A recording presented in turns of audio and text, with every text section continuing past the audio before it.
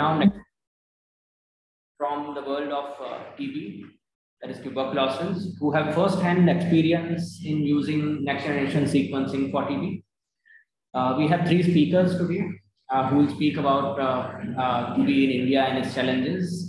There is another topic on which they will be speaking is NGS for detection of MDR and XDR TB. And the third topic is NGS and MTB lineages and epidemiology.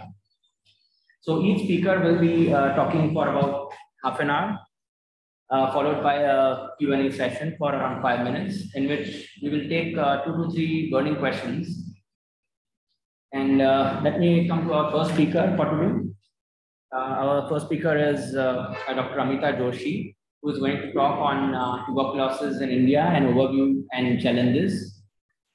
Before I invite Dr. Joshi to speak, a very brief introduction about on her. Dr. Joshi is a professor and head of microbiology department at the Grant Medical Government College at JJ Hospital. She's also a member of the National Technical Expert Group at the Central TB Division, Ministry of Health and Family Welfare, Government of India. She is a nodal person for the COVID-19 laboratories in Government of Maharashtra. Dr. Joshi is also a national trainer, and she has prepared the guidelines for the programmatic management of Hdrtb, Government of India. She is also a core member, committee member of the National Task Force, RNTCP. And she is also a member of Curriculum Task Force Committee for Lab Technology Stream of Allied Health Sciences, again, Ministry of Health and Family Welfare, GOI. She is a member of MUHS Committee for recommending schemes for the implementation of fellowship courses, as well as to formulate guidelines to combat diseases. She is a member of operational research committees in Maharashtra Task Force, State Task Force for TB. She's also a lead assessor of the NABL and Government of India. And she has more than 30 publications in national and international journals. Let me tell you that we conducted our first WGS training in the lab of Dr. Joshi at the JJ Hospital. And in 2018. And towards which we had a very good support from her and from her staff during this training. And I take this opportunity to welcome her for giving a talk today. And I request you to please share your slides, Dr. Joshi. Thank you. Thank you, Kaizad.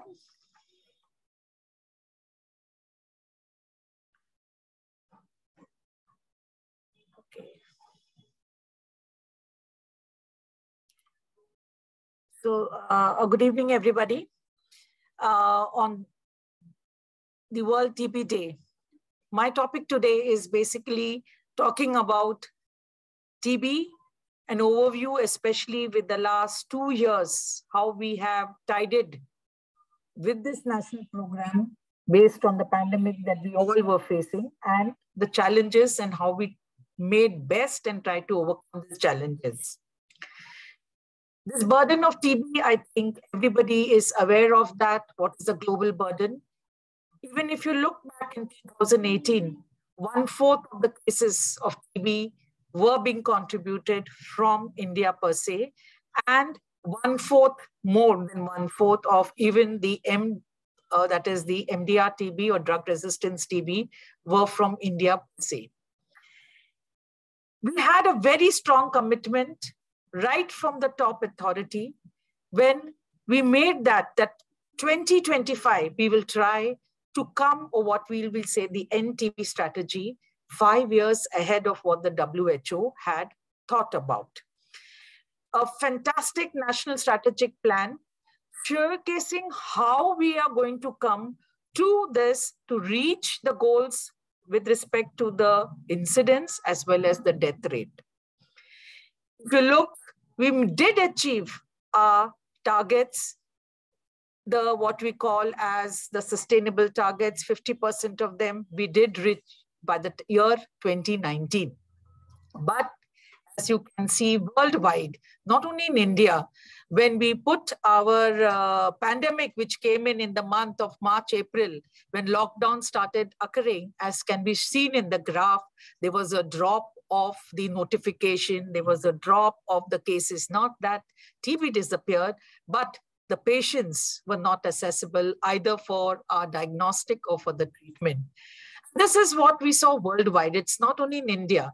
Every national program, be it TB or any other program, suffered during this last 2 years of pandemic that was over there. Way back, we had made this national strategic plan, a beautiful document that was made not only by the state, the national, but even the private partners. A lot of pharmaceuticals had come together and made the strategic plan for TB elimination by 2025, having 4 pillars: detect, treat, prevent, build. And I'll be using these 4 pillars to see what happened during this 2 years and how we plan to go ahead in spite of this pandemic that we had. Based upon this NSPs, every year we put out what we call as the Pmdt Guidelines, or the Programmatic Management of Drug Resistance Guideline. And the latest one was as early you can see as March 2021. Every year, not only the diagnostic algorithm, but the latest drugs which are available after we have done from our country scenario itself, the treatment modality also is changing, keeping in line what WHO and what the world is doing, because we are serious about ending TB. Let us look at the first pillar. What does the first pillar tell us? That we will make all efforts not only to find drug sensitive, but also drug resistant TB. But if you look at the 2 years that we were facing challenge, the lockdown, the fear of the patients that if they come out for TB, they will also get SARS.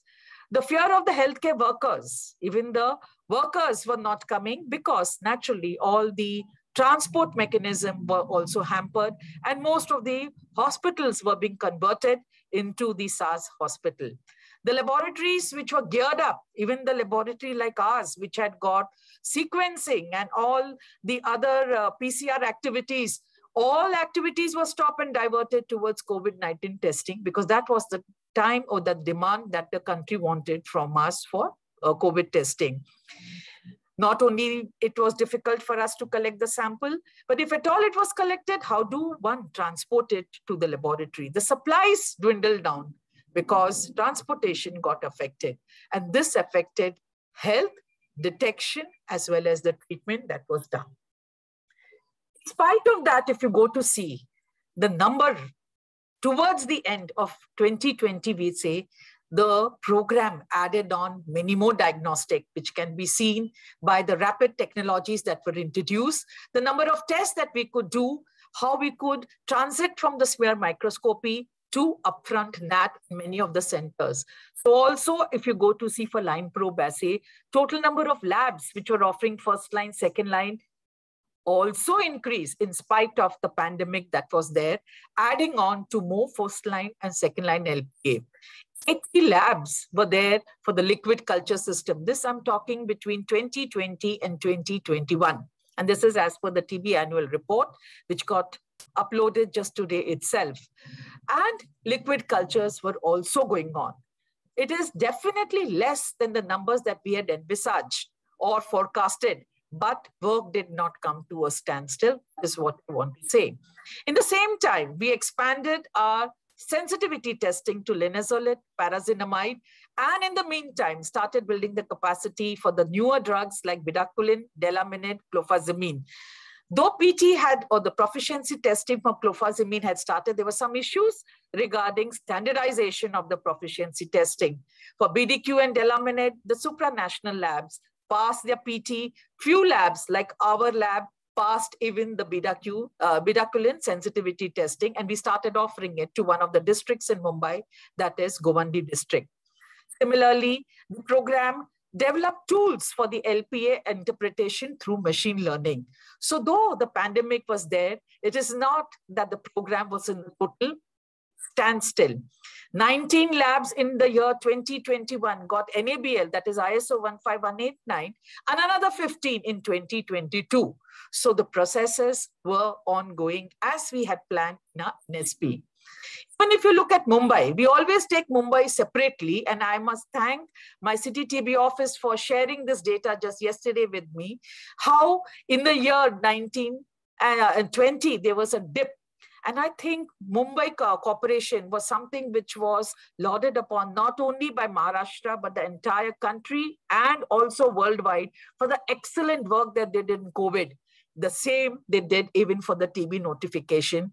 They managed to bring back the TB notification rate also more than what we had done in the year 2019.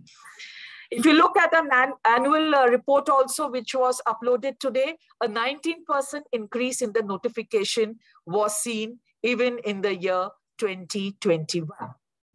This is what the report was uploaded today morning itself. So if you go to see, even in the Dept, that is the first arm itself, active case finding was something which was harped upon. And in Jan 2021, before we started our second lockdown process, we had already started this campaign of doing it among high-risk cases, that is diabetes, chronic kidneys, and liver disease, and immunosuppressant patient. It was launched simultaneously to also the influenza-like illness and SARI, which was what we were seeing with the COVID patients. And in 2021, 34 states and union territories also simultaneously conducted the active case finding activities in spite of the pandemic and were able to detect more cases and put them on treatment. Mobile vans, which were there few even in 2019, increased, though they initially started for my COVID, but many of them dual role of also doing TB diagnostic was offered by this 81 mobiles across India, which were accessible in our national program.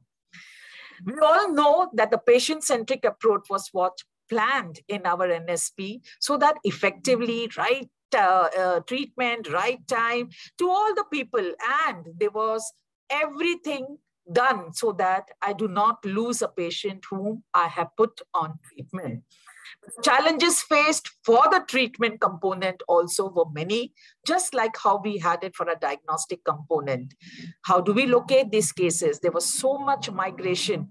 Mumbai itself has got so much population which are the migratory.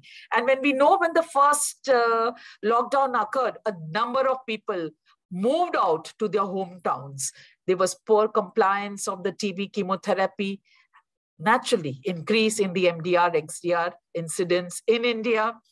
The availability of the DOTS provider who was supposed to give the treatment itself dwindled. Lack of planning. Nobody had thought that a drug supply would go bust. The reason being, we didn't have any vehicles, no truck movement, neither kits coming in, neither drugs coming in. And this was something totally not expected. Otherwise, I don't think so. We would have landed up where no supplies were available. There were deliveries which were announced by the government towards the end of the first lockdown and before the second lockdown. But I don't think it was that effective to what would have had this thought or this calamity been thought beforehand.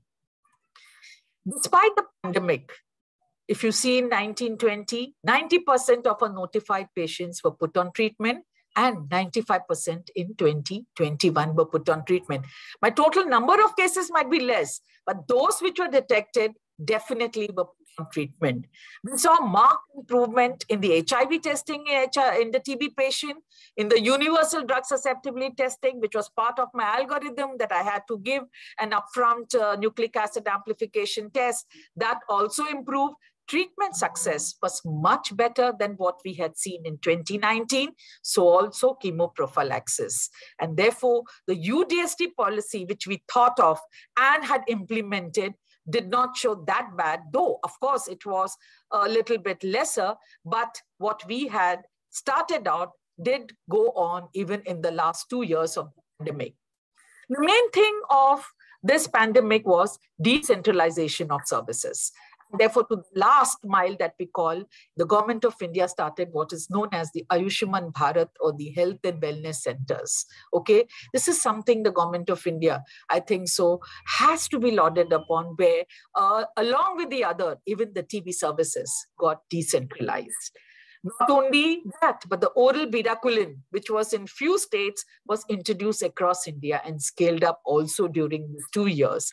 Access to drugs, especially the newer drugs, to patients seeking care, even in the private sector, is free, as we are all aware, was free, but the access was improved upon also in the last year. If you look at the TB annual report of the total number of people diagnosed of MDR, the number, like I said, is less than what we had thought we would do and the NSP, but not to be disheartened, at least 90% of the MDR, 89% of my pre-XDR and XDR detected were put on treatment, and 87% of the H monopoly were put on treatment during this pandemic itself. Looking at the Mumbai, I am putting Mumbai vis-a-vis because Mumbai has its own big pocket of MDR XDR. They started the doorstep delivery of TB along with the COVID. This is again something which was an initiative of the Municipal Corporation of Mumbai. In the same time, even the BPAL regime, which was to be, has been already been started in 2 of our hospitals. The names have been shown over here. Center of Excellence for Pediatric Care at 2. One is the Vadia Hospital and one is the Government Hospital, JJ Hospital, and also Center of Excellence of MDR, which was initiated in 21-22 itself in Mumbai, which shows that the commitment of Mumbai to have a separate, much more leadership in the case of where TB is concerned.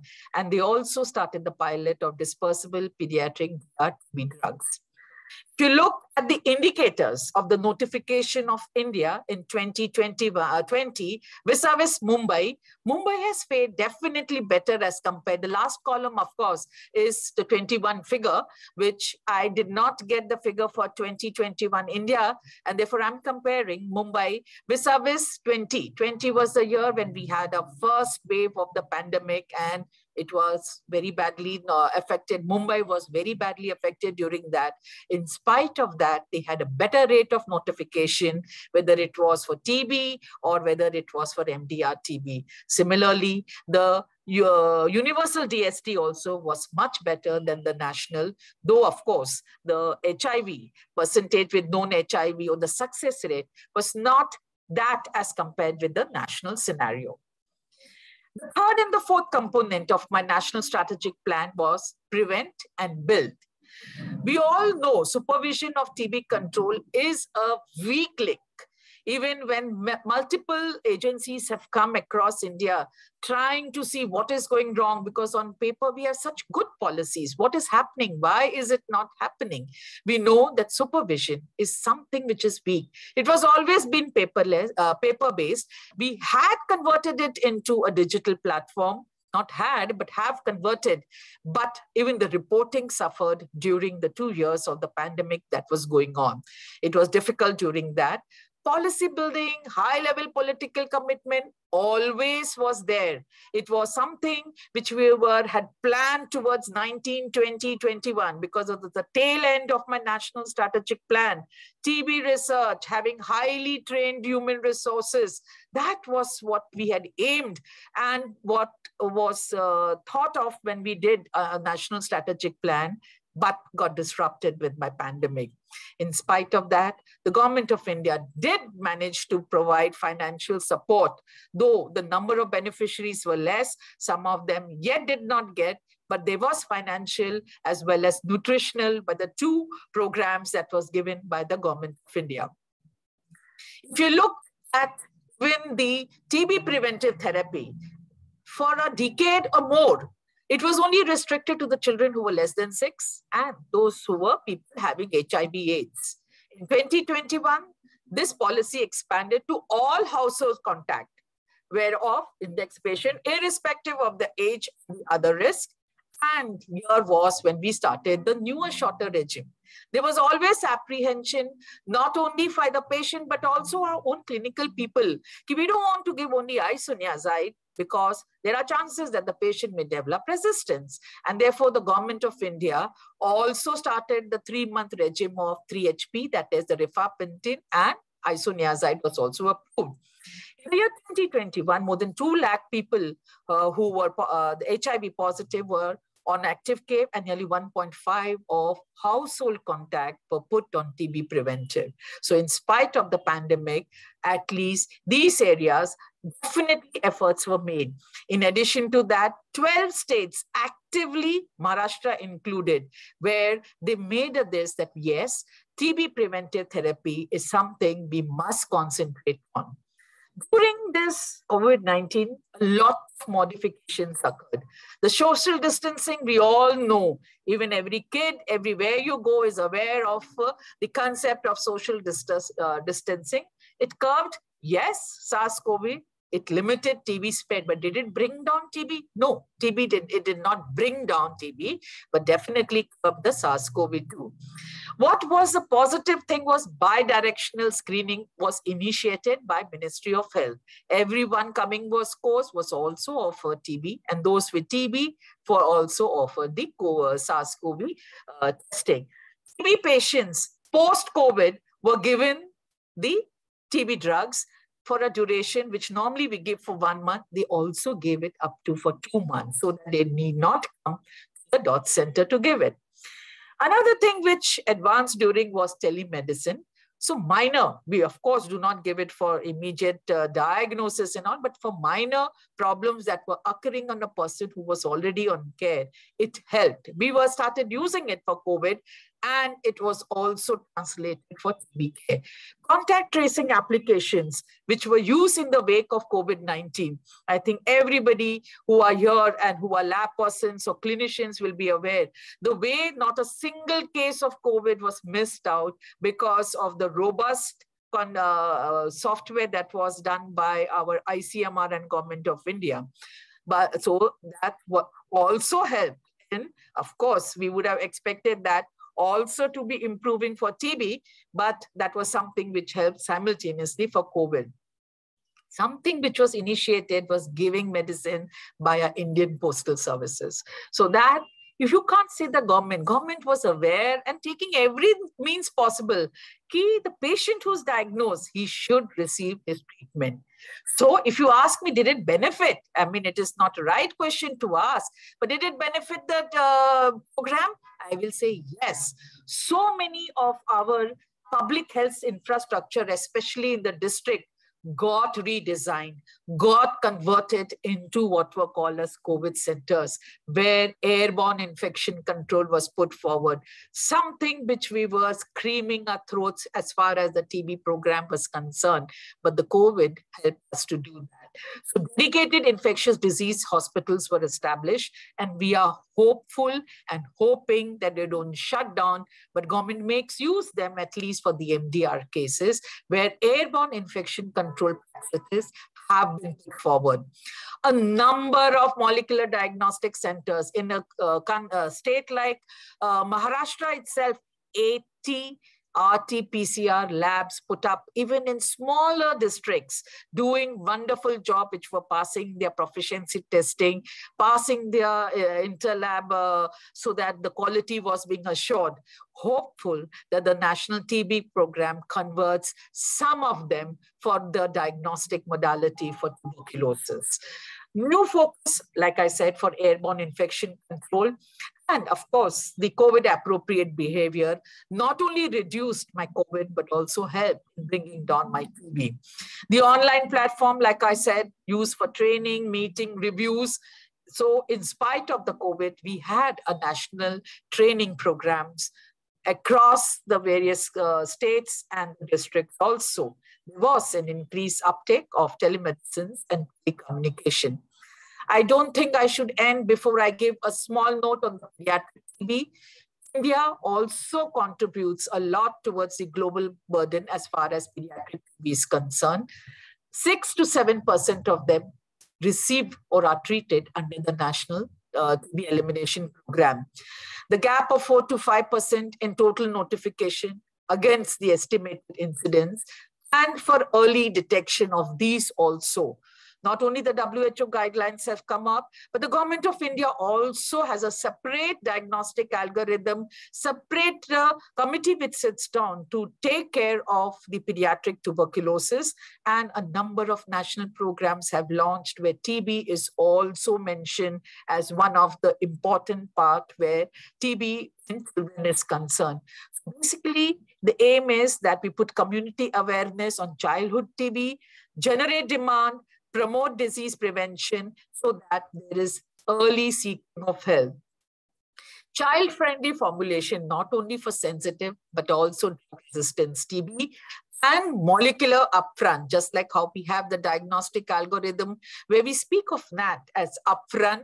Pediatric TB is also one of the important mode where we say that you must make use of this, of course, along with imaging, so that you can do faster diagnosis of pediatric TB, including Hdrtb. Miraculin has also been approved for children above the ages of 5, of course. So this is something very good as far as the pediatric TB is concerned. If you look at the Mumbai scenario, again, I thank my city TB municipal corporation for detect and prevent. Not only have they increased the contact tracing in these last 2 years, where we in Mumbai and Maharashtra had the largest number of COVID, they have increased the contact tracing. They have also started the active case findings, intensified TB case finding, as well as pediatric TB screening. All of them increase the total number of cases that I detected, and also the total number of RIF resistance cases that were detected and put into treatment. From the prevent aspect also, 85% of eligible people living with HIV/AIDS were given the treatment protocol, or what chemoprophylaxis that we call, and 74% of eligible contacts of household were also put on TPT. So this is a big step that Mumbai has done, and they definitely need to be given credit for this particular. In pipeline is the TPT that they're talking about for adults. And let's look what are they talking. They're saying that all contact tracing for all pulmonary microbiologically confirmed cases will be done. They will screen all the household contacts for symptoms of tuberculosis. If symptoms present, they will rule out TB. But if symptoms are absent, chest X-ray will be given. And of course, all these investigations are given free of cost in the national program. If there are no symptoms and chest X-ray is normal, IGRA will be offered. Even in the national committee, we have approved IGRA. We have made SOPs so that there is uniformities of the IGRA across India. If IGRA positive, they will be putting them on TPT, that is the 3HP once a week for 3 months, which we are hopeful will help in a long way. And Mumbai, knowing how aggressive they can be, when we saw them during the last 2 years, we are sure they will do a very good work as far as TB is concerned. Advocacy has never been something which the government of India did not fall back or did hesitate on. It was always there, mentioned in my national strategic plan. And even in the year 2021, while we were having our pandemic also, there was a session chaired by the President of India where they made the TB Mukt Bharat Abhiyan. So something at the national being percolated on to all the governors of the states. A TB module, even in the Gram Pradhan, this was there. We had a guidance document on community engagement, self-learning for TB champions, strategy for addressing stigma. So there was not a single field which has been left out to have all the 4 pillars of my national strategic plan in place. So if you ask me the steps forward, yes, we have integrated TB and COVID, and hope, because yet we are not out of this COVID pandemic, that it goes both hand in hand, and we have a success rate of TB in the same lines that we had for COVID in Mumbai, Maharashtra, and in India. The overall testing capacity will be, if we follow what is the integrated diagnostic algorithm that is already there in India, active screening, whether it is with the various modalities, and also now with the IGRA coming into picture, we are hoping we will be able to actively screen for the latent TB infection, which was one of the mandate in NSP also. This, because this is the main workshop that you're speaking about, is for easy identification of TB hotspot. April 2022, we'll start the TB Sentinel surveillance as far as whole genome sequencing is there. We have 5 sites. There are some even private sites which have been roped in, where not only all these sites, which districts which are draining have been identified, and the data that you're going to get from the Sentinel site will be analyzed at one center focus point, but it will be vis-a-vis our phenotypic sensitivity. That means we will be making our own data ready for India based upon my whole genome sequencing and the phenotypic testing. What we are hoping and learned from this 2 years, that at least now, having learned the lesson, the drug supply doesn't get interrupted. So we have to see that steps are put forward at a national forum for uninterrupted drug supply, whether it is at local, regional, at least power be given that when something like this occurs, we are prepared, and further centering of our private sector. This national program has been a success only when we involve the private sector, whether it was for diagnostic, whether it was for therapy, whether it was for training, advocacy. Our success started the minute we started involving the private sector, because we realize it's not the government alone which can do. Majority of my patients are in the private sector, and they need to be at par with our national policy. So, like we said, we have joined our hands together and invested to end TB in spite of these 2 years, which we pulled us back in our goal of ending TB by 2025. I think this next 2 years, if we push ourselves, we will come to at least whatever goal we had said we will reach by 2025, only that it has to be a combined effect of everybody. Thanks everybody for the patient hearing. Thank you, Dr. Joshi, for a very insightful presentation. In fact, Dr. Joshi has walked us through the whole of pandemic through the scenario on TB in coordination with COVID. So basically talking about the drop in TB notifications during COVID and how Mumbai dealt with it to increase the TB notification to the normalcy as we had seen it in 2019, and how active case finding helped increase in TB notifications. Also, Rakuten and the BPAL regimen, how it helped, and the bidirectional screening of TB and COVID. Basically redesigning of the public health, and of course, highlighting on the pediatric TB, the need for faster diagnosis of pediatric TB. That is definitely an important aspect which we need to look into. And the whole genome sequencing based surveillance of Hdrtb in India, which is being planned for starting in April. So thank you very much, Dr. Joshi, for introducing us. And then first, in a very, very brief amount of time, you have gone through a lot of information, and we are very happy to know all these things and learn from them. Yeah. So if there are any burning questions now, we can, Dr. Abhishek, would you like to ask any, are there any questions from the audience? Yeah, I think there are pertinent questions. Sure. So one question is by Ameeta. So she wants to ask whether, do you see NGS becoming an important part of the diagnostic algorithm for TB, especially in Mumbai city? NGS as a diagnostic has a lot of queries. We had our own roundtable discussion as far as it is concerned. As long as it is targeted, I think it is yet welcome directly from the sample, so that I reduce the time, and we know it is a good success as far as 2+ and above sputum is concerned.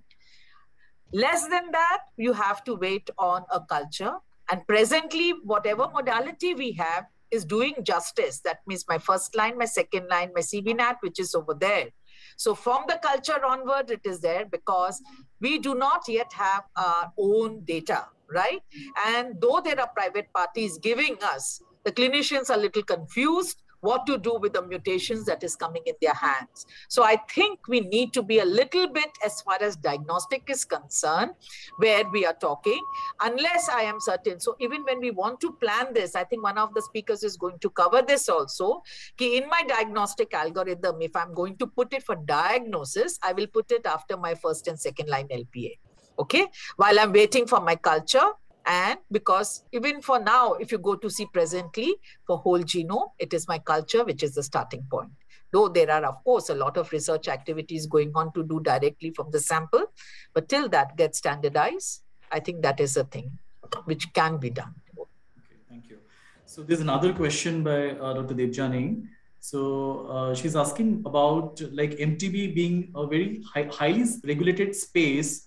So what are the plans for decentralizing testing and surveillance, say by including private labs? See, private labs have always been asked to come into the profile. You know, it is not that. The only mandate being for a private lab is quality assured. Okay, so we have our own proficiency panel testing where the national lab said they need to pass it out. So there is a format.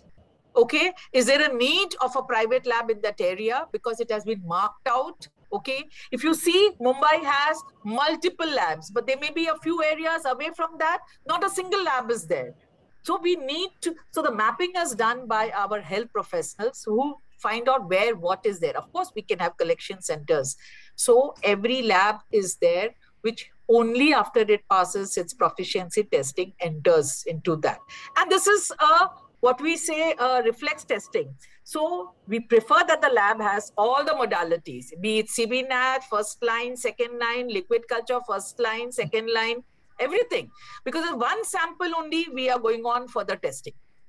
We don't ask for a second sample. That is so that I don't lose my patient and the flow of my diagnostic, which is part of my algorithm, is maintained.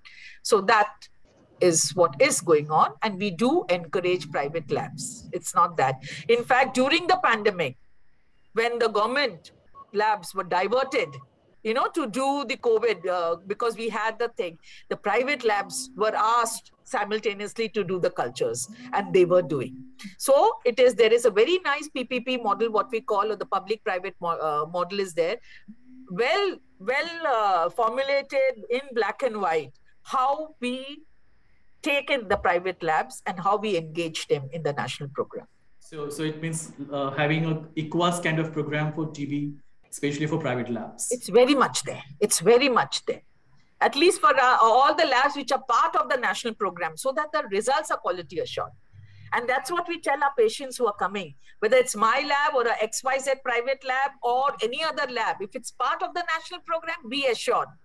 It's not that a public lab would not good quality. Quality is the same. Every year we get panels which are tested, and you have to pass the panel before you are allowed to continue the testing in the program. So I think we have one more last question to be answered by Dr. Shastri. She wants to know which are the Sentinel sites in Mumbai. Okay. Now, Sentinel sites, if you go to see for whole genome sequencing, are 5 all over India. Okay, they have also put another 6 sites. So 2 are in Delhi. In Mumbai, JJ is the site. Then we have one in Gujarat. We have one in Bangalore. We have one down in Chennai. Chennai is a supra lab which will be doing it. We have multiple partners. In fact, FMR is one of the partners which was involved in training in this, along with the Government of India and the Union, which helped. And Government of India has already made out which districts will be linked to us and how that activity is going on. Even the software will be done at the central point, so that whatever FASTQ file is there, total justice is done to the data that comes out from there. So the planned activity is there. And it's not only the government, but a lot of public and private partners are already part of this Sentinel, which will start next month. Thank you so much. Thank you. Thank you, Dr. Joshi, for answering the questions. So I think we'll move on to the next speaker. Our second speaker of the evening is Dr. Grace Smith, who's going to talk on NGS and detection of MDR and XDR tuberculosis. Dr. Smith is a consultant clinical microbiologist and director of National Reference Mycobacterial Services, NMRS, National Infection Service, Public Health, England. Now it's called as UK Health Security Agency from 2015. She's also interim lead for the TB unit, National Infection Service, Public Health, England, since 2018 till 2021. She is a co-interim deputy director, head of Department of TB, acute respiratory emerging zoonotic infections and travel division in the clinical and public health group, again UK Health Security Agency. She is a lead for the National Mycobacterial Reference Service with reference laboratories in Birmingham and London to NHS laboratories, clinicians and public health colleagues in England, and providing a service advising on management and infection control of complex cases of TB and infections with other mycobacteria. She is also responsible for the implementation of whole genome sequencing for reference mycobacteriology in England, replacing conventional techniques for species identification, resistance prediction, and relatedness. Working closely with Professor Derek Crook and teams in PHE and Oxford University. She's also a clinical service advisor to the British Thoracic Society, MDR Tb Clinical Advice Service. And she's also a member of the TB Control Board for the West Midlands. I was also fortunate to, in fact, visit her lab, Dr. Grace's lab at PHE Birmingham in 2018. And I was absolutely impressed by the workflow in her lab. And we, in fact, learned many lessons from her lab on WGS, which we used in our WGS training over here in India. So I'm very happy to invite Dr. Grace to present her work. And yeah, please, can you share your slides? Thank you. Yes, sharing now, hopefully.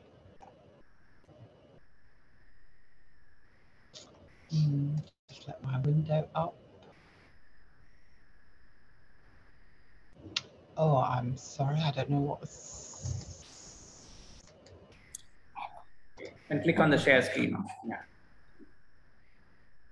I've been trying to do.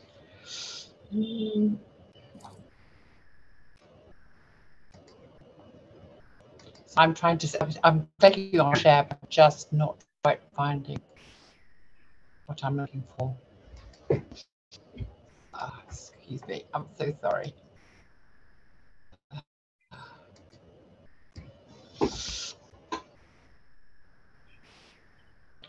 Sorry, it's taking so long. Let's try again. Juhi, can you just display the slides from your side? Yeah, sorry. I'm sorry. I'm okay. Not sure. No problem. Yeah. So, Dr. Abhishek, if you can just help in presenting the slides, you all can share it from your side. Thank you. Yes, Dr. Gaizat, we're in the process of doing that. Thank you. Just give us a minute.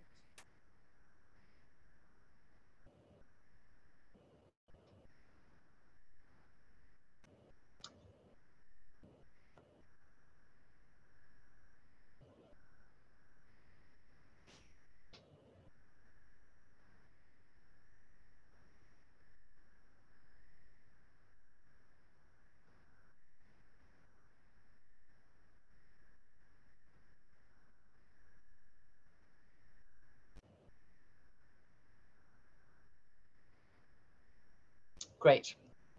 Super. Thank you very much. If it's okay, I'll just say next slide when I need to move on. So thank you very much for the introduction, Kaizad, and very honoured to follow from Dr. Joshi's excellent talk, which really set the theme for India. And although on a much smaller scale in terms of TB, I recognise so many of the challenges that she described so beautifully. Next slide, please.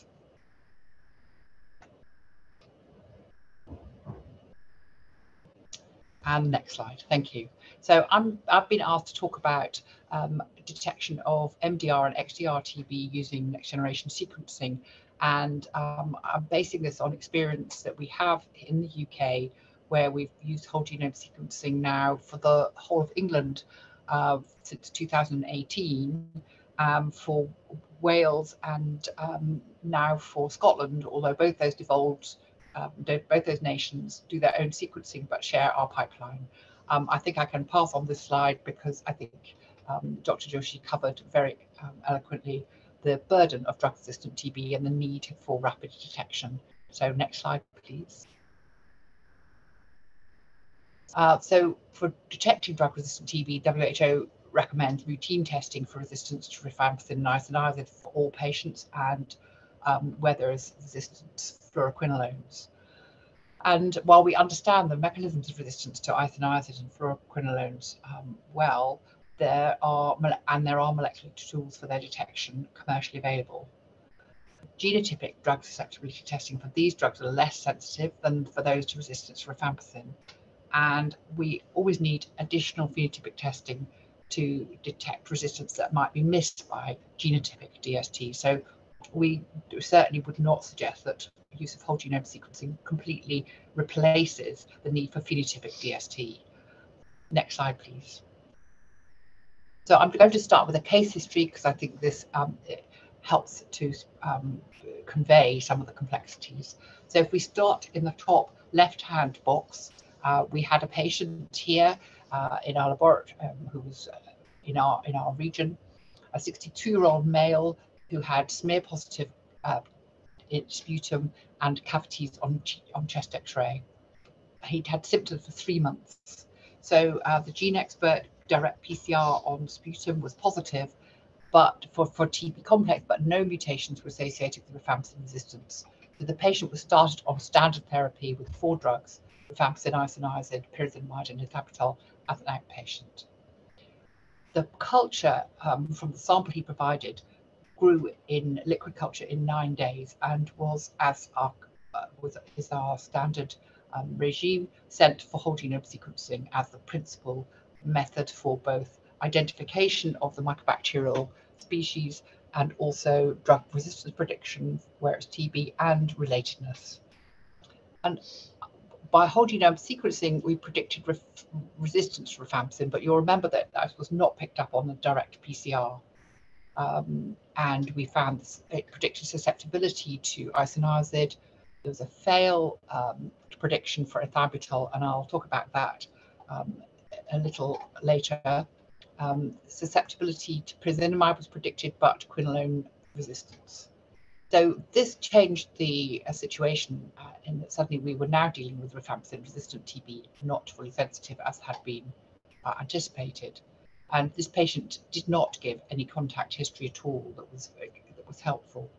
But because we're using whole genome sequencing, we're also able to look at relatedness of this strain when compared to all the other strains in our database, which by this time was considerable. And you can see in the box on the extreme right-hand side at the top that we could see that this patient's strain was linked closely, and that's by a SNP distance, by single nucleotide polymorphism distance, to 3 other strains where we knew about those patients. So this patient is patient A, and shared with a patient B resistance predicted to rifampicin, ethambutol, and quinolones. Patient B had previously a fully sensitive strain, so a bit of heterogeneous infection there. And patient C, who was patient B's brother, had a similar resistance pattern, but through judicious non-compliance with treatment, had progressed to XDR TB.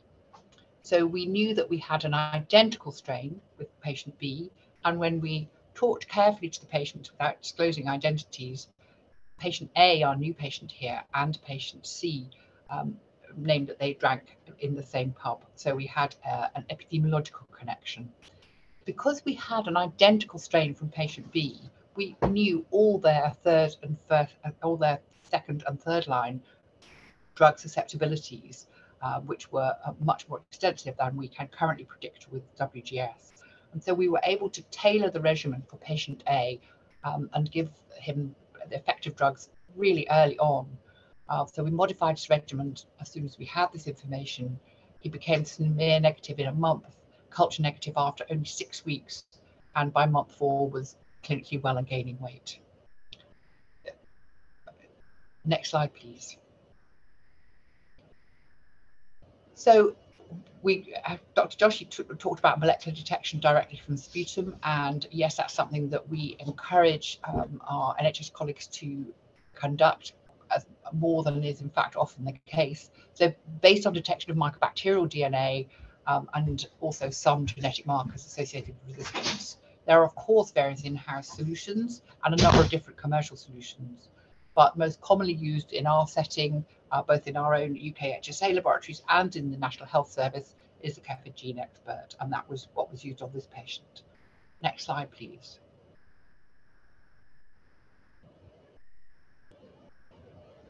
Could I have the next slide, please?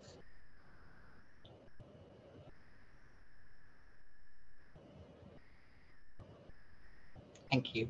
So many of you will be familiar with the CEPHID Expert MTB RIF semi-quantitative nested real-time PCR. Detects tuberculosis complex directly in sputum samples, and it can be locally validated for other sample types, including fixed tissue, CSF, and other samples. It's highly sensitive and specific, and the Gene Expert Ultra is more sensitive than smear, but still less sensitive than culture. So when we get CSF, we will ask for at least 6 mils, so that we're able to spin it down and get maximum sensitivity and have enough for a sensitive culture as well. So detection of rifampicin resistance and associated mutations to the RPOB gene, but it does focus on the hotspot, and it covers mutations found in the majority, but not all rifampicin resistant strains, as we saw in the patient I just talked about. A newer development the expert is multiplexing via 10 color technology, adding to the repertoire to detect gene targets for resistance to isoniazid, fluoroquinolones, aminoglycosides, and ethionamide. It's a bit of a shame this has been in such a long time in production, and aminoglycosides since quite recently are no longer recommended for or used much for the treatment of MDR. Next slide, please. So in this particular case, we had a culture positive, and once we have positive culture, we conduct DNA extraction and library preparation and carry out sequencing, and we do use Illumina platforms in UK HSA. Next slide, please. So once sequenced, we then share the data through a computational pipeline, and we currently use a pipeline that was developed with partners in Oxford, which has some, which is slightly different from the pipeline that is going to be employed in India. And our pipeline does not detect gene insertions and deletions that confer drug resistance. So we're a little behind on that. But the pipeline is a series of software applications to sequentially carry out base calling, alignment, deciding, and quality control. It will speciate the sequence as either a member of TB complex, and it will subdivide to find BCG and M. bovis and other TB complex species and non-tuberculous mycobacteria. Once we get to once identified as a non-tuberculous mycobacteria, there is no further pipeline processing. We can at the moment just conduct speciation, although we're developing other systems for relatedness. We then compare the TB complex sequence to a custom resistance catalogue, and we use the Walker 3 catalogue, as it's named, from a set compiled by Tim Walker and shared with WHO, and used also for the cryptic study, which I'll talk about a little bit more. We then also compare through SNP-based relatedness the new strain with all the other strains in our database, which are many thousand now, and that allows us to identify closely related strains, and it really supports and enhances our ability to contact trace. And we find far, far more relatedness between cases than if we just used verbal contact tracing alone. So our TB, when we report to our users, our TB report with the resistance prediction is sent back to the user laboratories who supply the cultures to us from their patients.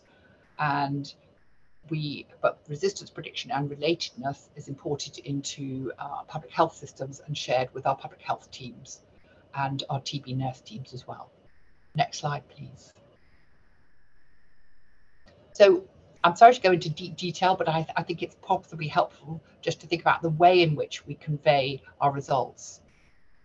So this is an example of a resistance summary that we provide on our results. And you can see here that this, in the top line, that this isolate is predicted resistant to rifampicin, a failed result on ethambutol, and resistant also to quinolones and failed for streptomycin.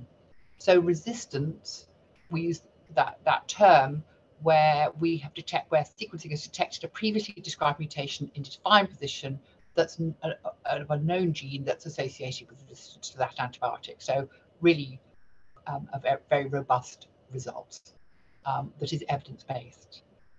Susceptible, and here is the difference because of the long period of comparative work we did with running full phenotypic DST alongside our genotypic prediction for a lengthy period to build up our evidence. We are also able, for the first-line drugs, not only to predict resistance, but to predict susceptibility. And we would use the term susceptible where there is no mutation in the defined position of known gene associated with resistance to that antibiotic.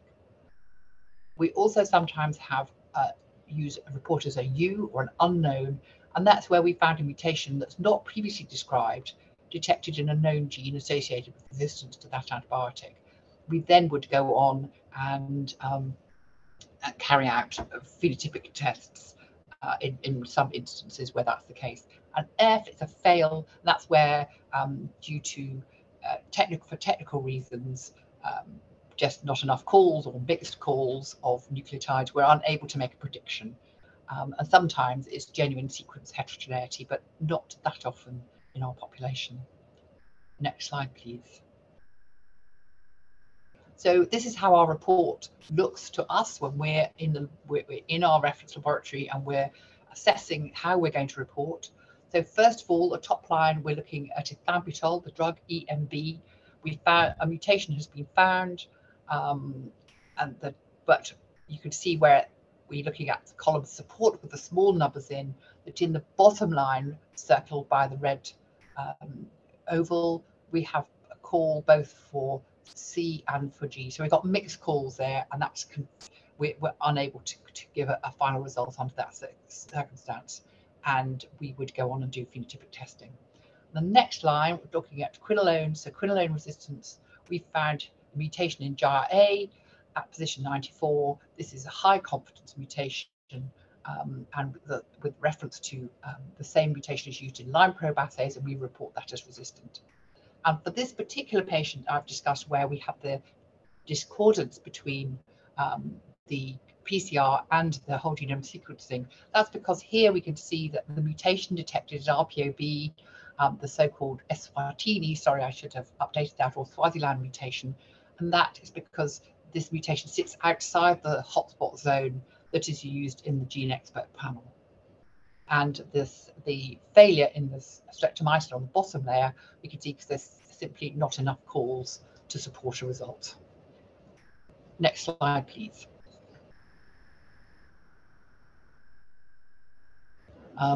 Sorry, this is sort of jiggled around, my circles have moved. So for isoniazid here, we have resistance because we have a mutation in the CAPG gene, which is a really robust canonical mutation, resistance in rifampicin, and in here, streptomycin showing a U for a novel mutation. Next slide, please. So this is our workflow, and it will differ from the flow I was able to, that we used to use, but also that I was able to see very successfully employed in Mumbai. So we take a specimen and carry out an auramine stain culture, both on solid media and in liquid media, for 2 to 8 weeks. And when we have growth, we carry out identification and drug susceptibility testing. Next slide, please. And next slide, please.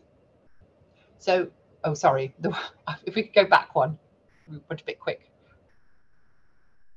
So What changed in 2016 for us is that our identification methods, which had been a line probe assay, changed to whole genome sequencing. So the actual same day or next day identification as TB, that has slowed down, but in exchange, at a maximum of 7 days, and our usual turnaround time is 4 days, we're able to, in one step, say, this is TB, here is the drug susceptibility prediction, and here are the patients to whom that might be linked with your new patient. Next slide, please.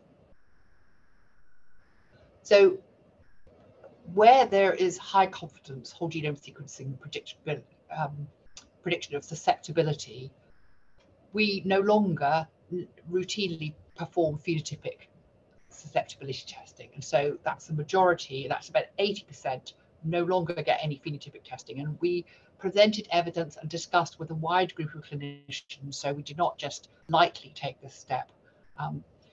And we still do carry out phenotypic testing if whole genome sequencing projects resistance to any first-line drug. And then we will go on to do phenotypics for that first-line agent with the quinolones.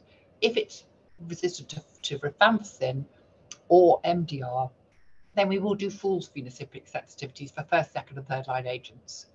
And under other circumstances, we would do phenotypic testing if the clinician tells us they're concerned about the patient, that there's treatment failure, that there's a clinical request. Sometimes the patients obviously are unable to tolerate or have side effects to first-line drugs and need to use second-line drugs, or if there are any disputed mutations. Next slide, please. So our methods, we use liquid midget culture, qualitative tests based on a breakpoint for both the first-line drugs and many second and third-line agents, where growth in the tube without antibiotics is compared to growth in the tube containing antibiotics. Recently, rifampicin breakpoint has been decreased based on WHO technical guidance. This has not been updated by the commercial supplier, so we are going to put local validation. Next slide, please. We also do phenotypic sensitivities using microtubulates. These are in routine use for difficult cases where we think we have mixed or resistant sensitive strains, borderline or disputed mutations, and any treatment failure cases, because we're able to look at the MICs here. It's the same method by the same producer as we use for drug susceptibility testing for NTMs as well. Next slide, please. So for new and repurposed drugs, and we've already heard about bedaquiline, delamanid, and clofazimine, there's a lack of options for rapid detection of resistance. Molecular basis of resistance for these drugs is still poorly understood, and phenotypic methods are currently recommended. But for all of these, just as we have for the first-line drugs, we need matched phenotypic DST and sequencing data to identify and understand the mutations associated with resistant phenotypes. And that means you need to see enough strains that are resistant. For RIF, we just need to look at 81 nucleotides of the particular region in one single gene to detect resistance in most cases. But for all of the other drugs, it requires molecular interrogation of over 90 genes in the full genome. So there's a lot of work to be done. Next slide, please. WGS, we, as you have heard, apply on culture isolates, not on direct from clinical samples. There are tests that can be targeted NGS that can be applied directly to clinical samples. And they're similar to current molecular testing in that it amplifies only the genetic targets of interest. So from the whole genome sequence, it narrows right down to targets that are of particular interest. Now that means that you don't find any surprises, but nevertheless, it is a real step forward and has the option of being much faster. Some of the limitations for progress has been in the past a lack of a standardized catalogue of mutations and their interpretation. And there are association studies between WGS and standardized phenotypic DST are absolutely essential to make progress here. Next slide, please. And we were very fortunate with colleagues in India to take part in the an effort to acquire just this information by standardizing the phenotypic DST and conducting whole genome sequencing using sequences from around the world to improve this information. Next slide, please. And this has culminated in taking this data and from other contributions around the world, and the contributors are shown here on this map, to produce a catalogue of mutations and their association with drug resistance. And it's a huge number with a total of 38,000 isolates for analysis. Next slide, please. This establishes the basis for a WHO endorsed catalogue of resistance for all those genetic variants for which we have good evidence to predict clinically relevant resistance phenotypes. It doesn't mean we have everything, and the catalogue provides information on resistance mutations for all of the drugs mentioned below. Next slide, please. So I'm going to finish with going to very briefly try to talk about some of the practicalities of the way that we run our service and what happens when we get genomic and phenotypic drug susceptibility prediction discrepancies, because the clinicians listening today will think, well, yes, you're going to tell me that you've got some concerns about genotypic prediction for this particular agent. You're going to go on and do phenotypic testing, but what do I use for my patient in the meantime? So in England, we've been universally whole genome sequencing all our new TB isolates since 2018. And we do see discrepancies between genotypic predictions, genomic predictions, and phenotypic drug susceptibility. We are now able to use this wider catalogue of mutations to help us to give a sensible report. And there is variation both in the pipeline used and the inclusion of which mutations, the fact, of course, that we don't yet include indels, and equally in phenotypic DST, that's a very technically demanding tests and subject to some variation, and also assumptions about the adoption of critical concentrations or MICs. So we know that reporting disparities should be clear, should include qualifications, and increase the value of the service we provide in helping clinicians to answer the question, should I prescribe this drug or not? Next slide, please.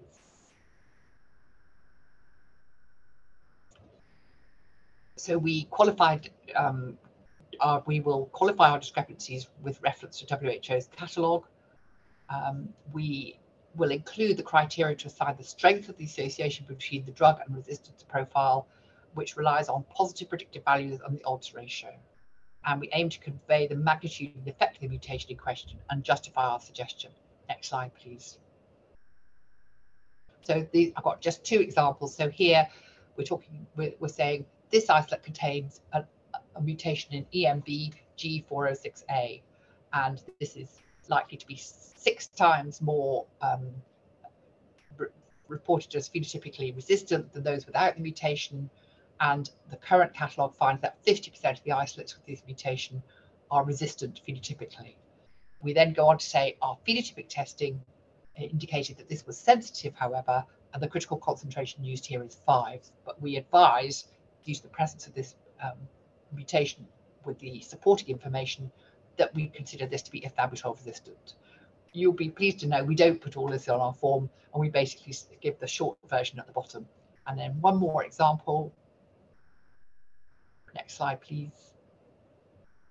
For isoniazid, and in this case it's a FAB-G1 mutation, and this mutation is only 2 times more likely to be reported as phenotypically isoniazid resistant, and only about 20% of isolates with this mutation in the catalogue are phenotypically resistant. Again, we report the critical concentration used. And we talk about the discrepancy, and we advise that it's treated as isoniazid resistance. Obviously, we don't treat the patients directly, and the clinician would use this information taken in concert with all the other factors of which they're aware. But it does start a good discussion, and many of these more complex patients are discussed in a national MDT multidisciplinary team meeting at the MDR forum, which is both online, and there is a virtual meeting monthly where some of the more complex cases are described, and that I think is essential for to give good care. Next slide, please. So further developments, we need to continue work on WGS and phenotypic data on multinational isolates. This needs help of everybody and has worked really well in the past and been extremely helpful to build relationships. We need to carefully monitor the mutations and the indels that are conferring drug resistance, because this is a moving target, and we need much more information about the new and repurposed drugs as well as the first-line agents. We need to include new and repurposed drugs in the standardized phenotypic DSTs to support this work, and develop and share analytical pipelines to predict resistance and susceptibility to a broader range of drugs. Last slide, please. I'd just like to acknowledge all the members of the teams, all the people that we've worked with, and the laboratories that have supported this work. So thank you very much. Thank you very much, Dr. Grace. It was a very excellent talk. And it was very good to hear about the case study with which you explained why whole genome sequencing would be useful. And I mean, you are adapting it as a universal WGS in future. And of course, we know the power of whole genome sequencing, that it can tell us more about like mixed infections and infections, which are not only due to one kind of bacteria, but probably they can happen because of multiple strains. And also the reduction in time of diagnosis with the whole genome sequencing, bringing it down from months or maybe weeks to few days. And this is something which we all look forward to. So thank you very much for your excellent insights and your talk. So Abhishek, do you think we should take questions now, or should we go ahead to the next speaker and then we take the questions at a later stage? We can take two questions. Maybe a couple of questions. We can take it now. Yeah, sure. So this one question which by Surya Singh. So the concern is that we have newer antibacterial agent beta-quilin. If there is a resistance developed against this particular drug, then do we have any further drugs available in future? I think there are some drugs in development. Protomnid, I know, is one such, but I don't know much about it, and I don't know about availability. I certainly don't think that I'm aware of it being used in the UK yet. There's discussion about it, but thankfully we haven't seen that problem here yet. But I think that the pipeline of drugs is not as full as we would like it to be. So there are other drugs like delamanid, protomnid, and linezolid. I mean, the repurposed drugs. I mean, they are there. And I think Dr. Joshi also mentioned about the BPAL regimen. So there are alternatives. But yes, with time, these newer drugs will also probably not work, and maybe we'll go back to square zero. Right. So are there any? So another question is: are there specific guidelines for treatment of TB, which is based on specific mutations from, say, global agencies like WHO, where they have a catalog of mutations, vis-a-vis sequence data, which would help clinicians? So the guidelines on the MDR treatment are based, I think, on where patients are identified as having strains that are resistant, that are called resistant to a particular drug. And the basis at the moment, it's not specified whether that call is based on phenotypic or genotypic. But I think increasingly, and certainly with the cryptic work that we were involved in, particularly mutations are associated with higher or lower MICs, and in some cases hypersusceptibility to drugs. So I think that the WHO catalogue is really helpful once one knows the identity of the mutation or mutations available.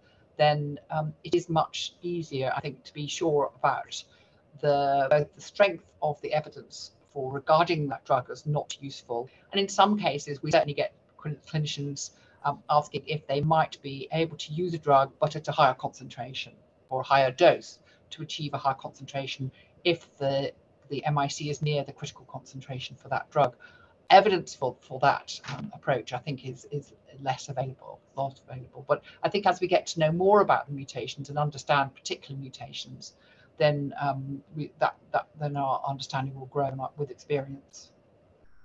So I think adding to the same point, there's another question where Dr. Kara wants to know: will there be a plan to develop a bioinformatics analysis pipeline based on WHO catalog mutations, so that one can have a standardized analysis of MTB data? I think that it's probably really highly likely that there are going to be lots of different pipelines, but the important component is what's the catalogue interrogated within the pipeline. And I think that we will all need to keep updating, but just as work needs to continue on the catalogue itself, then the pipelines need to be updated to include the changes to the catalogue. So I think it will. There will be elements of pipelines that will be standardized, and it will become quite important, I think, to know that the pipeline to which one submits one's sequence does include all the right catalogue. So I think it will become a very important component going forward. And while not total standardization, I think some unity in approach will be possible. All right. Yeah. Thank you. Dr. Ritu, I think you have a couple of good questions, so we'll take them during the panel discussion. Yeah, thank you, Dr. Smith. Thank you, Dr. Grace. So I think we'll move on to the next speaker. Our third speaker of the evening is Dr. Sebastien Gagneux, who is going to talk on NGS and MTB lineages and epidemiology. So Dr. Gagneux is a professor of infection biology and head of department at the Swiss Tropical and Public Health Institute, Swiss TPH, University of Basel. After receiving his PhD from the University of Basel, he worked as a postdoctoral fellow at Stanford University and at the Institute for Systems Biology in Seattle, USA. He started his own laboratory in the MRC, National Institute for Medical Research in London, UK, before joining for Swiss TPH. His research focuses on the ecology and evolution of Mycobacterium tuberculosis, with a particular focus on antimicrobial resistance.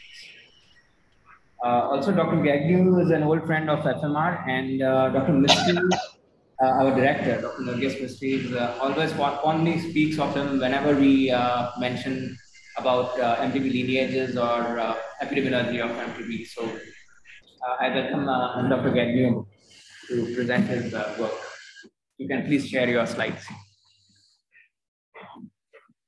Thank you very much. Can you hear me all right? Yes. Okay, that's already good. So let's now go for the slides.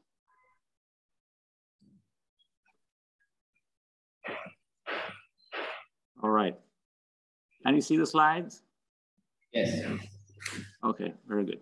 So thank you very much for the invitation. I modified the title slightly because I really wanted to emphasize multi-drug resistant. I'm going to talk a little bit about lineages, as you will see, and obviously epidemiology is included anyway. But so this is really a focus on how lineages and epidemiology influences, or vice versa, multi-drug resistance. So, and starting with the basics, I think most of you know this, but just as a start. So how do you become resistant? When I say you, is really the bacteria that infect the patient. So we start off with counter options. So here. So we start off with that drug susceptible TB patients, so blue are the drug susceptible bacteria. And what can happen is that these bacteria, some of them acquire resistance, and these are then magnified or expanded as a consequence of exposure to the drug, and eventually become the dominant population inside the human body or the patient's lung. And of course, there's many factors that can drive this so-called acquired resistance. It's also known as secondary resistance, which I think is a bit confusing sometimes. inadequate treatment, poor adherence, et cetera. I mean, we know all of these. But there's another important scenario, which is this one here, right? That if you have someone carrying drug-resistant bacteria, this person can actually transmit these resistant bacteria directly to a healthy individual, which then, of course, becomes then a so-called primary resistant case, or I prefer to use transmitted resistance, which is a bit more intuitive. So these essentially are the two ways how resistance emerges and then also spreads in a community. And the reason I would like to focus on this is that in the past, essentially people were very much focusing on the first scenario. People were always saying, yes, okay, it's essentially the fault of the patients. They're not taking the drug properly, and therefore we have antimicrobial resistance emerging. We know this is partially true, but in fact, this was not considered that much, that in fact you have actually primary resistance. And this, of course, has changed quite dramatically over the years. People have realized this is actually not true, this assumption, that in fact there's also mathematical models which really suggest that this scenario here is actually a very important one, and maybe the most important one. The reason that in the past people were ignoring the direct transmission, because there was an inherent, essentially dogma to some extent, that resistant pathogens or resistant bacteria were less fit in a Darwinian sense. I mean, fit you could also translate with virulence or for that matter, transmission. And it turns out that this is partially true based on some old studies, in fact, actually from India, as you might know, in the 50s, people were putting drug-resistant bacteria in guinea pigs and then actually realized that some of them were less virulent than drug-susceptible mycobacteria, and therefore, and there's other reasons why people really followed this dogma. There's another aspect to this. I mean, we just heard about the latest figures, right, of TB in the world is these roughly 10 million new cases a year, and about 5% of those are multi-drug resistant. Yeah, you could argue that this is actually a rather small number, considering that TB has been treated with antibiotics for decades, right? By now, you could argue, oh, by now, maybe everything should be resistant. But that's clearly not the case. So maybe there is actually something to it, right? This idea that drug-resistant bacteria might be less transmissible or less fit in general. And essentially, that's something that, a question that we have started analyzing and studying for quite a while. In fact, when I started my postdoc quite some time ago. But before I show you that part of the story, just here, indicating why this dogma here might be actually rather simplistic. And yes, it's true that overall, only roughly 5% of new TB cases might be multi-drug resistant. But if you actually go around the world, you see that there's a lot of heterogeneity. So there are clearly places where multi-drug resistance is much more prevalent, also in terms of proportionally speaking. There are these so-called hotspots of MDR Tb that were defined some time ago, and they keep being updated in some of these WHO reports. That's one of the, I think, 2020 maps. And you see, so here what you see is the proportion of new cases that are multi-drug resistant. And the darker red areas, of course, are the ones which have the highest proportion. Now, we know like places like India and China, which just have huge numbers of cases, they're also going to have a lot of cases of multi-drug resistant, or South Africa, for instance. But proportionally speaking, there are still relatively few compared to the number of susceptible cases. But that's dramatically different in some of these dark red areas of the world. Right? So that's really the difference between proportion and the total numbers. So we were interested to explore what might be the reason that's, at least in some parts of the world, multi-drug resistant TB might be actually doing very well. And of course, there's many different reasons for this, which might have nothing to do with the bacteria, but we are, of course, interested in for the purpose of this particular talk, in some of the bacterial factors that might actually be driving the MDR epidemics in some parts of the world. And I promise I will talk about lineages. So some of you might have seen this map. I mean, there's different variants of this. Essentially, we have here the family tree of Mycobacterium tuberculosis complex with the so-called lineages here. The different colors indicate the different human adapted lineages. As you know, there's also some animal variants. If you think of Mycobacterium bovis and others, this is a rough representation of how these human adapted variants actually distributed around the world. India is quite special in the sense that there's a lot of lineage 1 and lineage 3, which is quite an important characteristics for India, which is a bit different than in other places. And for the purpose of this talk, I'm mainly going to talk about lineage 2, which is also known as Beijing or East Asian, and lineage 4, which is the red one. And the reason it will become apparent in a minute. And some of you might know that lineage 2 or Beijing strains have been associated with multi-drug resistant strains. That's also true in India. It's not true everywhere, but the actual reason for this is still being discussed, and that's also something that I'm going to talk about a bit in this presentation. So our interest in this phenomenon of fitness cost, right, of antimicrobial resistance started quite some time ago when I was a postdoc in Peter Small's lab at Stanford.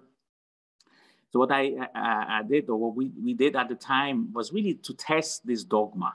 Is it really true that drug-resistant strains of Mycobacterium tuberculosis have a fitness cost? And we started in a very simple way, in the sense by just growing these bacteria in the lab. Those of you who actually know or do work with live TB in the lab, you know it's actually not that simple. But nevertheless, it's a simple environment. It's essentially just a flask. But what we actually did, we actually competed. So on the one hand, we generated resistant variants. So we started off with 2 strains.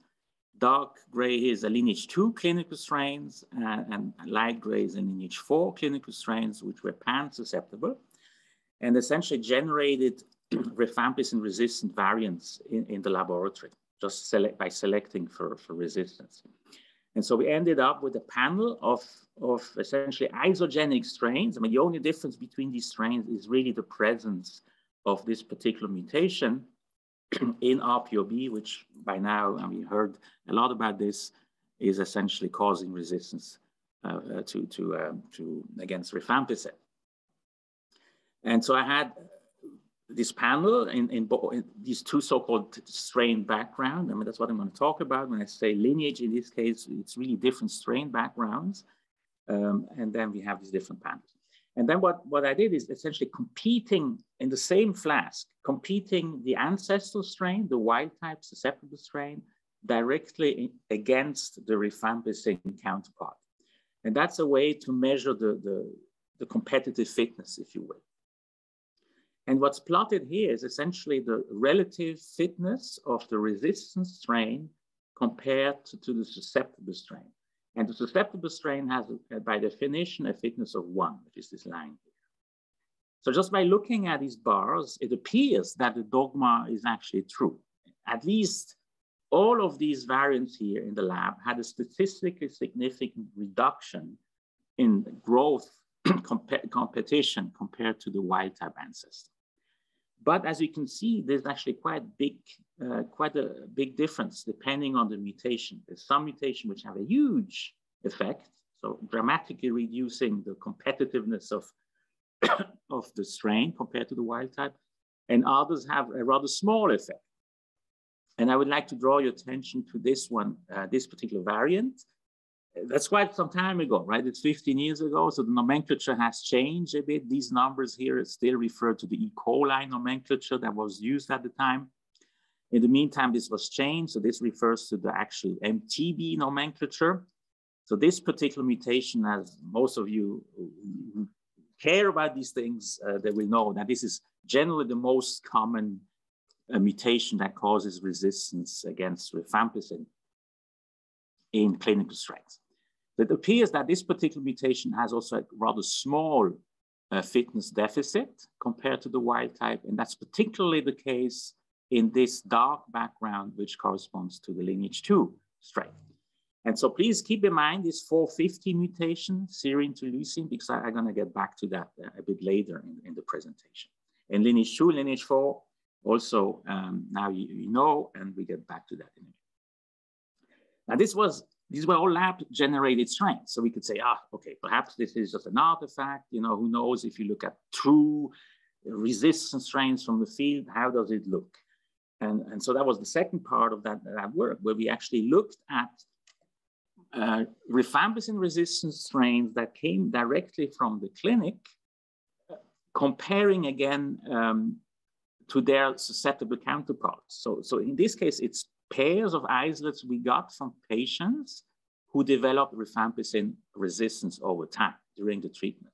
And we did the same thing. So we directly competed the resistant strains against the susceptible counterpart. And here we saw a different picture. Yes, in some cases, the resistant variant still had a quite dramatic defect. And that was particularly true in strains which had other RPOB mutations. So not the 450 mutations, but other RPOB mutations.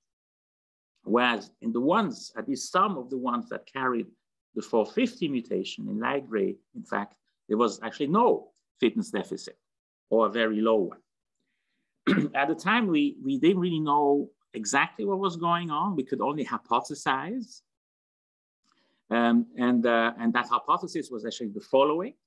So I show you exactly the evolution of resistance, again, with this dogmatic representation of drug-susceptible TB losing fitness as it becomes resistant.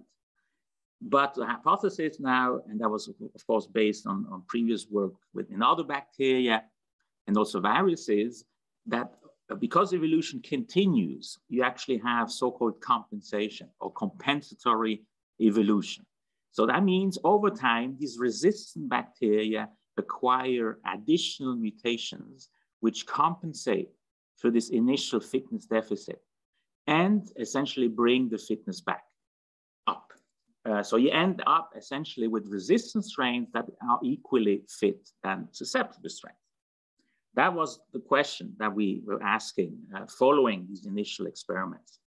And so several years later, essentially what we attempted to do the following. So on the one hand, we took our lab-generated strains and evolved them in vitro, essentially mimicking what might be happening in a patient over time during treatment. And this we did in absence of rifampicin in this case. And the hope was that by the end of this experiment, some of these resistant strains might have acquired such compensatory mutations. So that was essentially a year-long experiment because, as you know, TB grows very slowly. So we transferred every 3 weeks. And at the end of about 15 rounds of this, we picked our evolved strains and sequenced them and looked for potential mutations that might have acquired, emerged in these rifampicin resistant strains. That's the one thing we did. And then the other thing we did, we again went back to our pairs, to our serial isolates from this patient who had acquired resistance over time and sequenced the initial isolate as well as the follow-up isolate in the hope of finding not just the rifampicin resistant mutations, but potential additional so-called compensatory mutation. And to make a very, very long story short, essentially, so we were successful in this. So in fact, our hypothesis was confirmed in that we actually did find additional mutations. And they were actually localized in the RNA polymerase, which is, of course, also the enzyme complex where the resistance-causing mutations emerge. So in RPOB, which is the beta subunit of the RNA polymerase. But the compensatory mutations, they emerge in other subunits. And we can confident by now, I mean, that's, again, it's several years ago that we did this. We know that these mutations don't cause resistance per se, right? These compensatory mutations, they really impact the fitness of these strains. Now, at the time when this was published, we were criticized because, partially criticized by some people who believe very much in mice. In other words, they say, okay, this is all in vitro, you grew your strains and you have your mutations, so this is just lab artifact, perhaps. What you really should be doing is actually growing your strains in mice and to show whether your so-called compensated strains actually improve the growth in vivo in mice. And then we say, yeah, okay, perhaps you have a point, but actually who cares about mice, right? I mean, TB is not a mouse pathogen, it's really a human pathogen. So actually what we really need to do, yes, it's limited to just looking at, measuring fitness in the lab just by bacterial growth. So the ultimate measure, of course, of bacterial fitness is transmission. At the end of the day, that's what matters, right? Whether TB grows a bit fast or slow, who cares? But it's really about infecting people. And therefore, that's the link to the first slide I showed you, right? This so-called primary resistance. How effective are these resistance strains in transmitting from one person to the next? And what is the effect of these compensatory mutations? Do they really play a role or not? So that would be the kind of the ultimate measure of fitness. So then we said, okay, let's do this. And of course, to do this, we have to go somewhere where there's a lot of multi-drug resistant tuberculosis. And we chose one of these, not the darkest red, but a semi-red place in Eastern Central Asia, Eastern Europe, depending on how you look at it. It's a small country. Georgia, some of you might know where it is, so I'm going to expand it here a little bit. So the country of Georgia is one of these MDR hotspots. It was a former Soviet republic. It's a place where there's actually quite a lot of multi-drug resistance. And the reason we went to Georgia is multiple. It's a relatively small country, so we could actually embark on a nationwide study and handling a number of patients, or rather isolates, which would be manageable. And this is shown here. So this is the TB incidence in 2019. So it's not a huge incidence, as you can see. There's about 3,000 cases, of course, very few compared to India. But again, the proportion of MDR among these new cases is rather high, right? And that was essentially what we wanted to have to be able to do the study. And then what we did, we actually recruited retrospectively and prospectively all MDR and XDR TB patients we could get our hands on across the whole country over 6 years. And so we managed to get about 70% of all notified MDR and XDR TB cases in the country.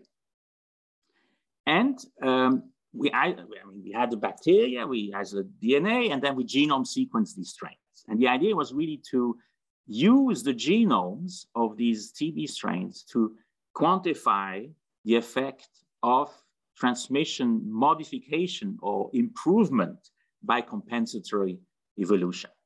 So that's the team on the one side in Georgia and Tbilisi. So that's the National Center for TB and Lung Diseases, our colleagues there, and then Sebastien and Chloe, former PhD students who actually did all the data analyses.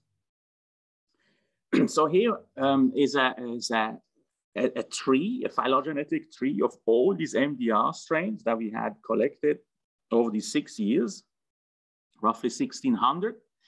One thing which pops up already, you can see, there's a very high proportion of lineage 2 strains. So all of these strains are either MDR, pre-XDR, or XDR, right? So we're not talking about susceptibles. I'm going to talk about susceptibles afterwards. Here's just the MDRs. The other thing you can see is that indicated in black are the genomes that carry a compensatory mutation. It's almost 70%. So clearly, these compensatory mutations are there, and they are there at a high proportion, which is reassuring in terms of the hypothesis. Presumably, they're doing something, but we still need to show that formally, right? And then I'm also indicating that almost 10% of our samples, because this was population-based nationwide, we also had the patients, or rather the samples, coming out from prisons or incarcerated individuals. And this is going to be important in a minute. So what we did then is to actually address the hypothesis of whether compensation plays a role in terms of transmission enhancement. We used the genome information as well as the isolation date or the diagnosis date, and use so-called phylogenomics, which are special methods that make use of this information. So the combined information of the genome on the one hand, as well as the timing of the diagnosis to reconstruct transmission trees. And that then allows us to infer the number of secondary cases which are generated by the different patients, in other words, with the different strains. And then we can classify by compensation status. But because there's many other factors which we know also influence TB transmission, we had to run the so-called multivariable analysis to allow for potential confounding factors, being age, sex, HIV co-infections, previous TB treatment, you name it. So everything we could get, we added into the model.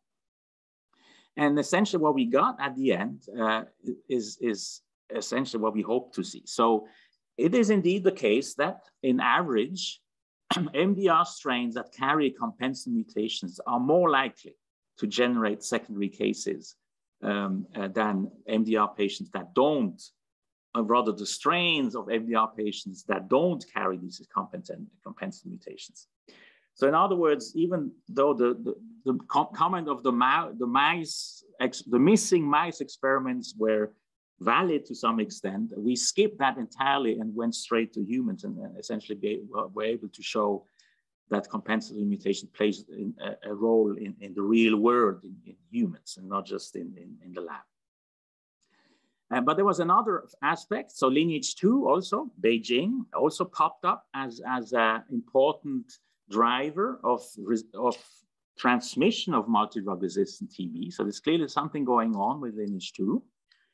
And now going back to the incarcerated individuals, and which in retrospect was actually not surprising. I mean, many of you, public health officials, etc., we know prisons are extremely conducive to the transmission of multi-drug resistant tuberculosis. I mean, of TB generally, but in this case, it's multi-drug resistant TB because that's what we're looking at. But that raised an interesting, let's say, a new type of hypothesis, and we thought perhaps we should look at this a bit in more details, because maybe something, prisons might be doing something else in addition, not just, helping the transmission, but perhaps the bacteria evolving in prisons might have some kind of benefit, or they might evolve in a different way. And that was illustrated here. So what we found is that when we looked at our MDR strains from prisoners and non-prisoners, we saw that the prison isolates were more likely to be compensated, indicating that perhaps the prison environment also drives the evolution of MDR strains which are particularly transmissible. So to pursue that, we did the following. So here we again exploited these so-called phylogenomic tools, which allow us not just to quantify the transmission, but it also allows us to get an idea of the directionality of the transmission. So essentially, who is infecting whom? And then we did that for every so-called transmission tree. I'm here just showing you one, and that's the biggest transmission cluster, if you will, in that over the 6 years in Georgia. The dots correspond to isolates either individual or multiple if they were identical. The color, so the purple colors correspond to prison isolates. The orange colors correspond to civilians, so non-prisoners, general population. And the darker the color, the more recent these isolates are over the 6 years. So just by looking at this, you can somehow feel a trend. And the little arrows here indicate essentially who infected who.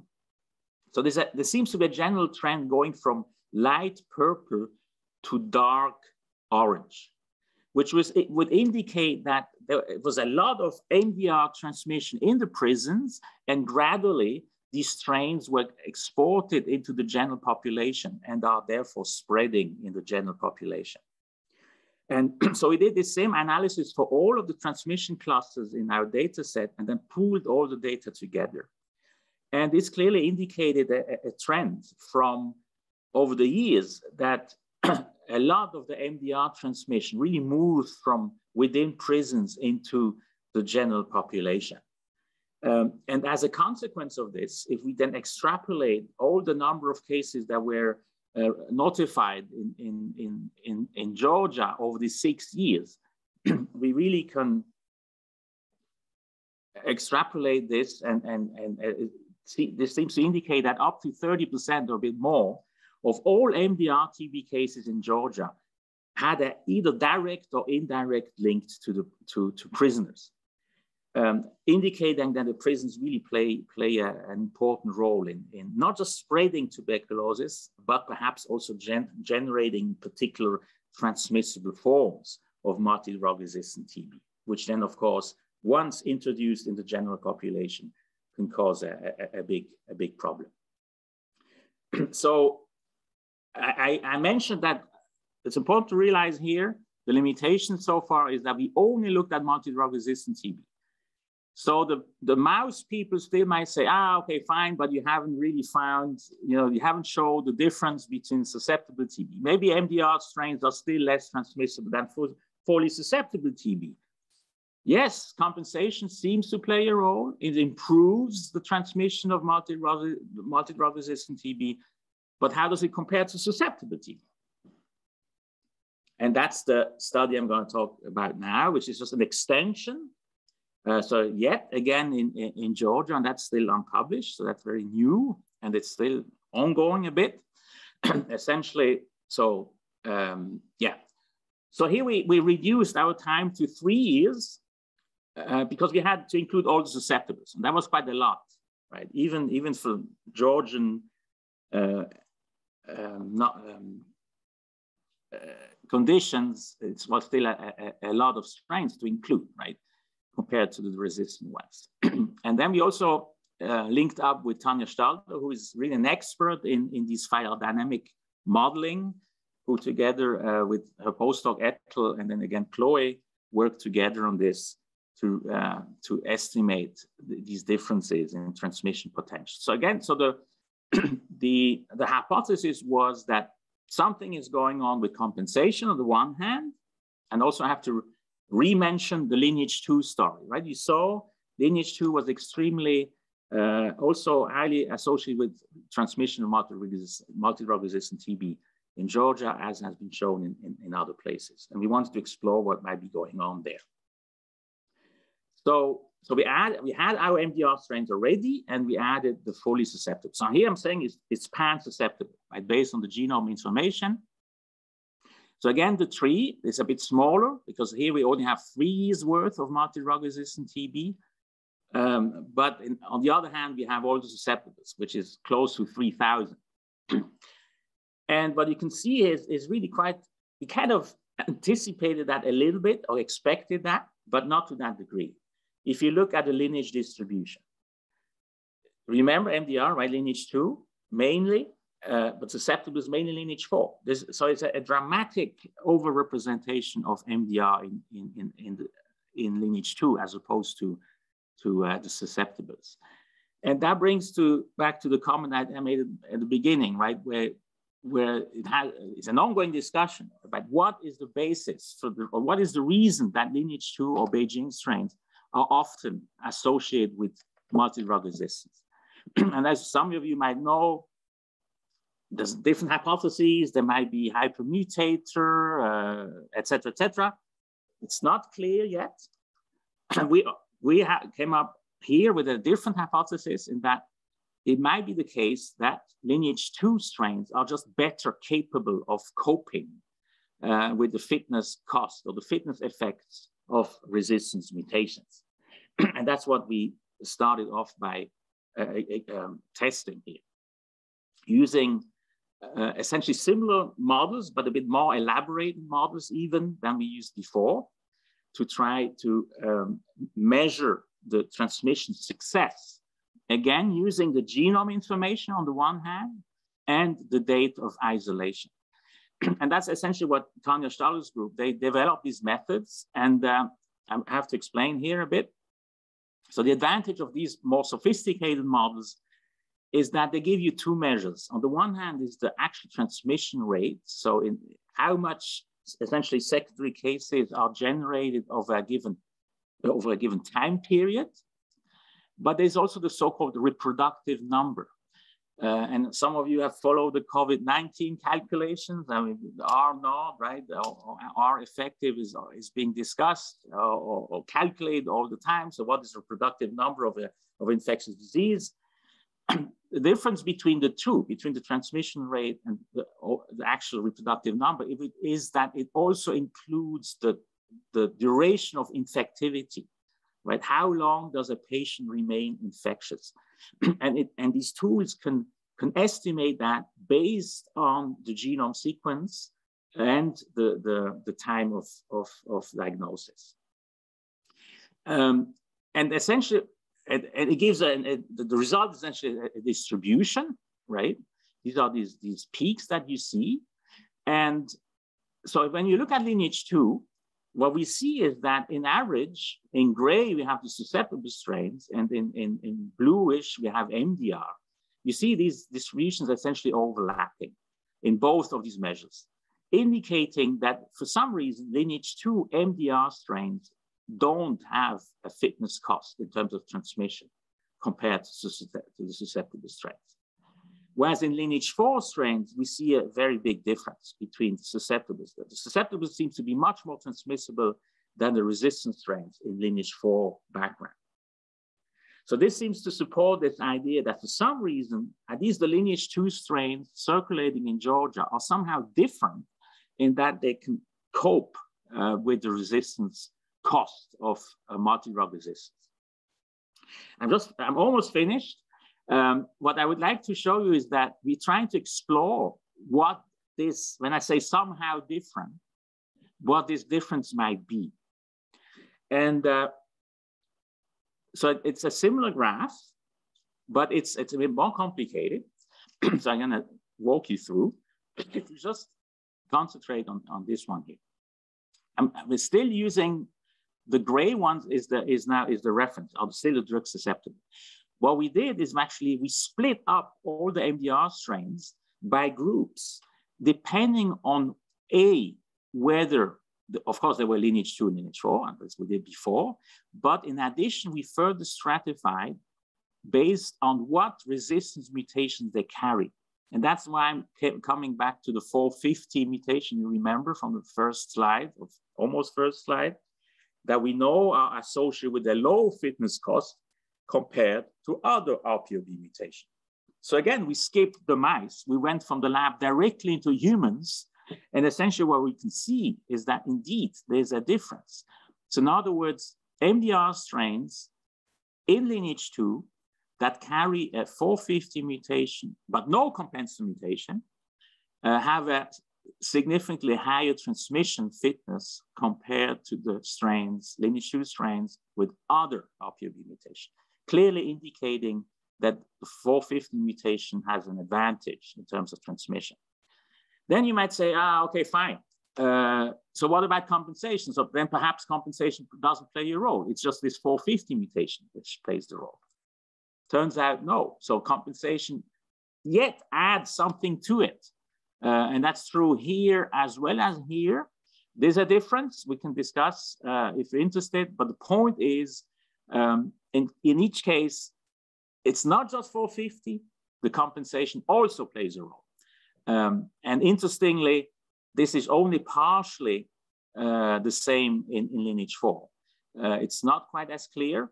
In some cases, we have fewer numbers, so that's why as you can see, the distribution becomes rather wide, so we cannot really tell much. But the point here is really that there really seems to be an interaction between a particular lineage 2 strains, the ones that circulate in Georgia in this case, this particular mutation, and the presence or absence of compensatory mutations in driving the transmission fitness of these particular strains in this population. And that's essentially another way to show what I just said. So it's, and the name for this is epistasis, right? It's genetic interactions between a particular strain genetic background, in this case, lineage 2, with particular resistance mutation, which in this case is S450L, with particular compensatory mutations in the RNA polymerase, which together influence, in this particular case, positively the transmission fitness of MDR strains. And so just to finalize or to finish, how does this link to the so-called hotspots of resistance I started with? So Georgia being one of them.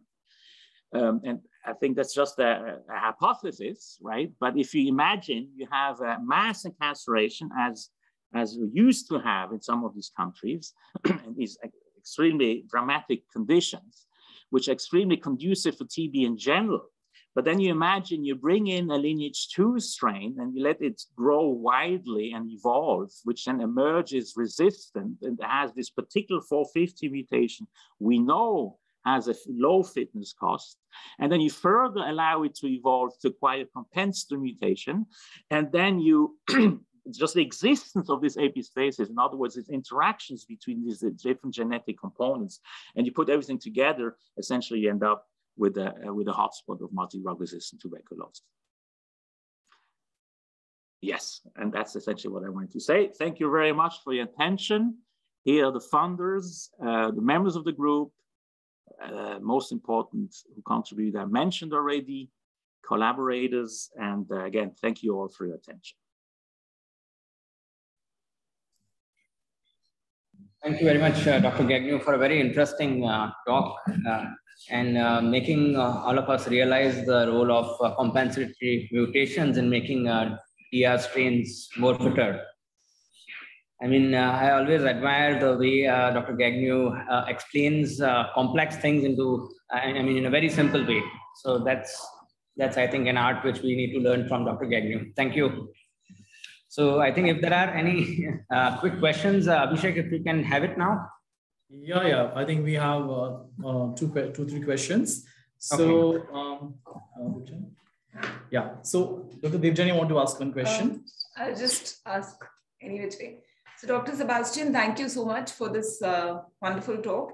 I just wanted to know, in this particular work, you've characterized this one particular mutation in the RNA polymerase and associated compensatory mutations. Do you anticipate more such mutations to be there in the MTB genome in lineages that maybe you haven't interrogated? And does it also translate into, say, a surveillance kind of a situation where where MTB with such compensatory mutations, which would deem it fitter, would be hotspots to, probably contain, as a part of the surveillance program? Yes, so these are two excellent questions. And the immediate answer to the first one would be yes. Definitely I would expect additional compensatory mutations also to other drugs. And turns out that, and we're not the only one interested in this, and people have been looking, and so far nothing really major has come out. You could imagine other drugs. All drugs, many drugs, they affect key enzymes, like RNA polymerase being one, or GRA, right, is another one. And if bacteria have to evolve by changing some of these essential enzymes, right, just to survive the drug, you would expect a downstream consequence being a low fitness rate. I mean, there's one old story in my AHPC, when it's, that has been discussed, that perhaps this might be play a compensatory role in isoniazid resistant strains that carry a particularly dramatic CAG mutation. When I say dramatic, essentially knocking out CAG, making them very highly resistant to isoniazid, but also losing the peroxidase catalase activity and therefore making them more susceptible to oxygen attack by macrophages, etc. Turns out these mutations are rather rare. So, which is quite in dramatic contrast to the compensatory mutation I was talking about here, right? Which, as I mentioned, Georgia, 70% of MDR strains have. It's not always the same. Right? I didn't go into the details of how we define compensatory mutation, etc. But by now, this is actually similar to the resistant catalog. You have quite a good catalog of compensatory mutations for rifampicin-resistant TB. They're all in RPO-B, RPO-C, RPO-A, but also potentially RPO-B. I mean, this is also interesting. Some of the strains which have multiple RPO-B mutations, one of these might be actually the compensatory one. So in other words, yes, I mean, what would anticipate there should be many more of these mutations, given all these different drugs that TB has seen in the past, and the TB bacteria have seen in the past. But I'm currently not yet aware of any kind of new smoking gun, the way that, let's say, these RPO-C mutations have come across. In retrospectively, relatively easily. I mean, I was actually surprised that nobody had found this earlier. A little anecdote, just that other people were working on this in other bacteria, right? It's maybe one of the few instances that a TB person or a TB group was able to scoop some work working in E. coli or in Salmonella. As you know, usually it's the other way around. But turns out these RPO-C, RPO-A mutations also occur in other bacteria, which are resistant to rifampicin. So that was a long answer to number one. And number two is, of course, we would like to claim that this is hugely relevant from a public health point of view, right? And maybe it might be. I mean, if you look at the consequence of if what we say is true with the Georgia prison connection, I mean, clearly these lineage 2 strains which were created there, let's call them, they were created somehow. They were some lineage 2 strain, maybe they were just lucky, they were at the right place at the right time, but they exist, and they're not going away. They're not going away. And maybe that's one of the major lessons, right? And somebody asked the question about bedaquiline, and what happens if strains become resistant to bedaquiline? And we will already see that. Some of these lineage 2 superfit strains are resistant to bedaquiline. So imagine what happens next. And I think that's the lesson we can learn from here, is that if we're not careful about the new drugs and don't do the genome sequencing we're supposed to do and the surveillance we're supposed to do, whilst we introduce these new drugs, essentially going back to square one, as someone already mentioned, right? I think that's what the main lesson I think I would take from this. Thank you so much. Thank you. Thank you, Dr. Gagneux.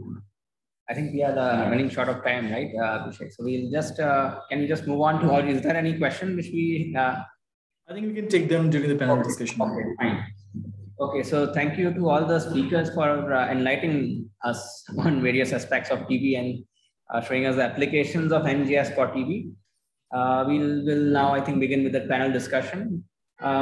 Before we begin the discussion, we are happy to inform you that Dr. Camilla Rodrigues, who is a senior consultant and head of microbiology department at Hinduja Hospital, is also part of the panel along with the speakers today. And Dr. Rodrigues has an immense experience in TB and infectious diseases, and is also a quite reputed and respected individual in the world of TB. We welcome her also in the panel along with all the speakers. So I think I'll start with the first question for the panel.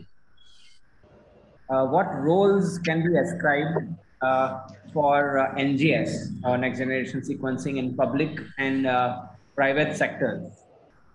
So if any of the panelists would like to take that, maybe Dr. Gray Smith.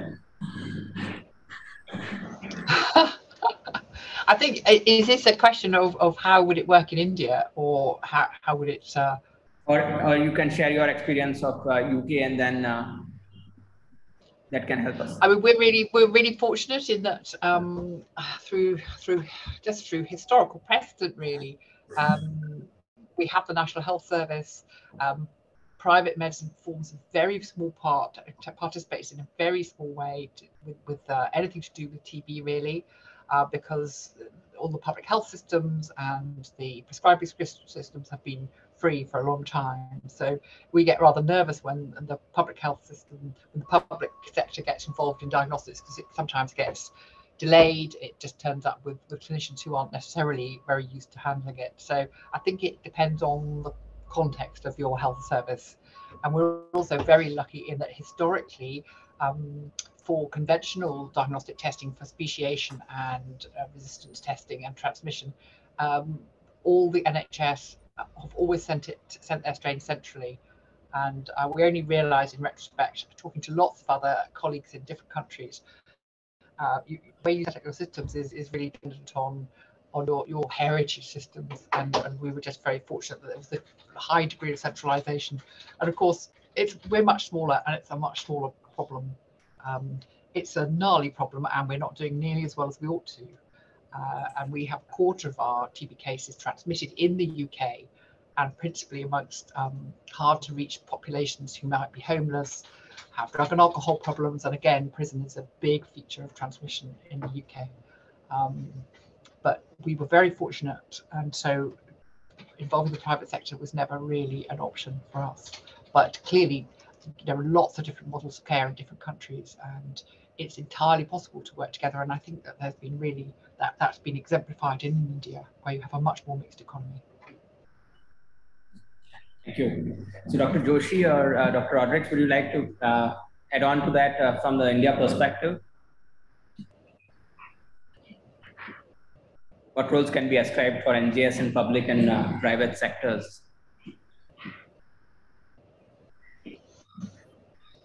Dr. Rodrigues, you are on mute, right? You can unmute yourself. Hi, everyone. I think just to put into perspective, in India, there is a huge mix of public and private diagnostic availability, unlike England, where it's essentially, the public sector is pretty self-reliant, if I can say that. But in India, we have to, when we get into NGS, I think we have the private sector has to be hugely remember that you cannot mix science and commerce. And I think that should go, perhaps you can't make money of NGS. To that end, I think the private sector has been pretty cognizant of this in TB. Fortunately, there is a ceiling on the rates that are charged for, say, an expert or an LPA, and even a culture. For example, I do a culture for the public sector for 400 rupees. That's how many? That's £2 or £3, Grace. That's pretty cheap. £4, okay, say £4. So and an LPA would go for 100. That is cheap. That is really cheap. So you have to be sort of aware of the fact that in TB you cannot make money. I think that should be the message that should go out to everyone. Thank you. Dr. Joshi, if you have any point on this? I totally agree with Dr. Camilla's comment, which is over there. And this was already taken into account, I think, by our National TB Elimination Program. And most of the major players in the private party are already part of the government setup. So that is why, and it is something which rightly said, can't make any profit out of something where so much people are suffering, I think so. So that's very rightly said.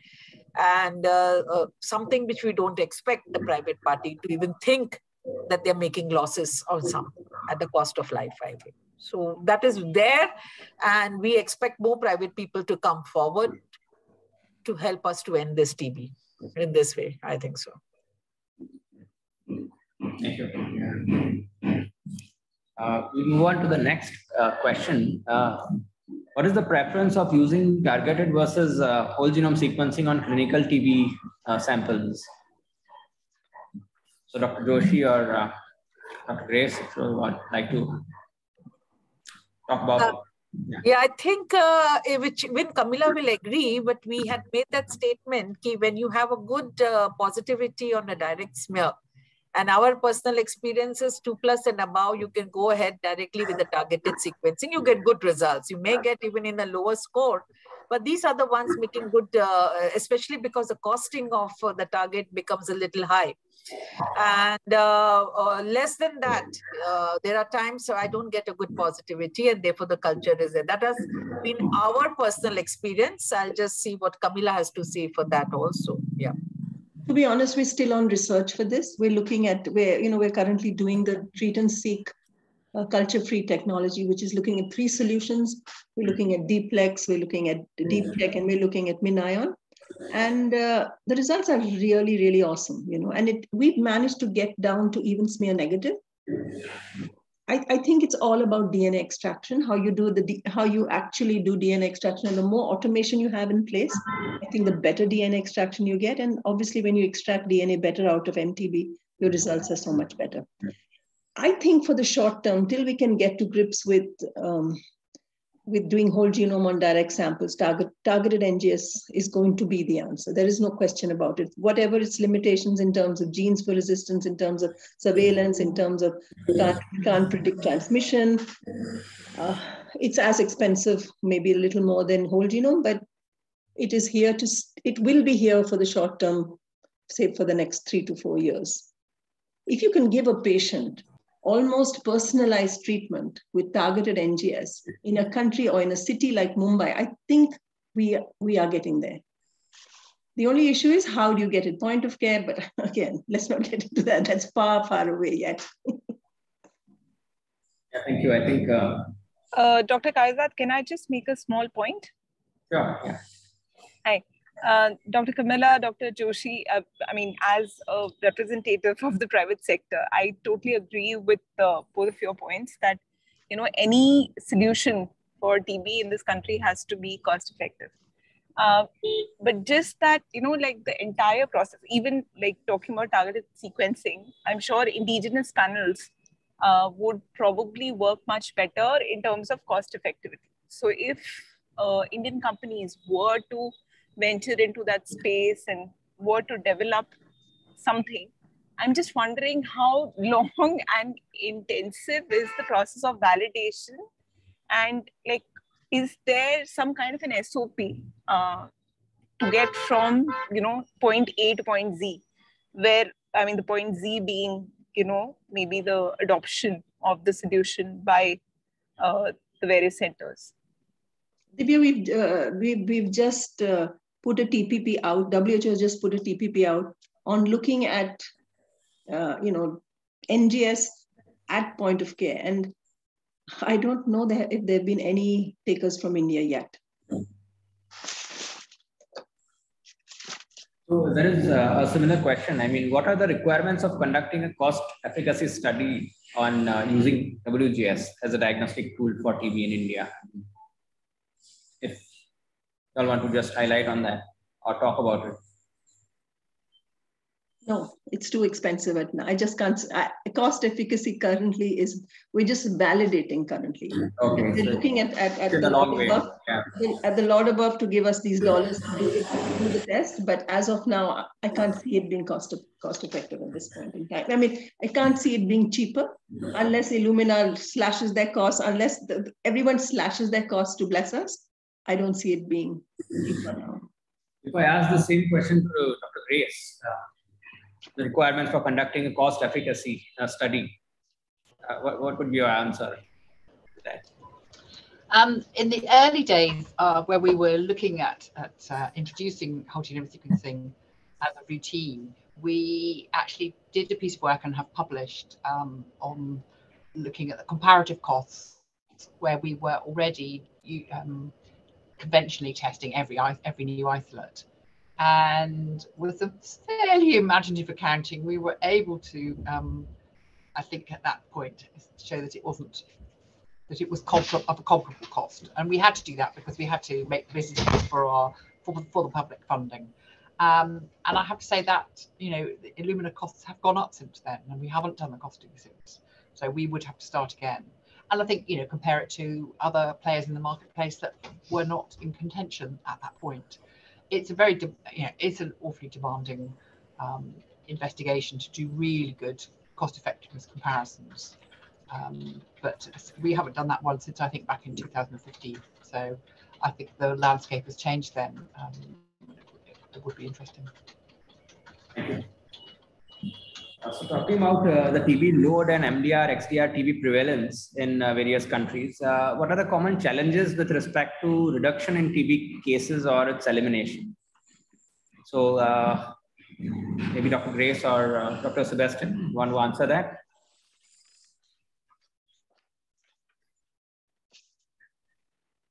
What are the common challenges with respect to the reduction in TB cases or its elimination?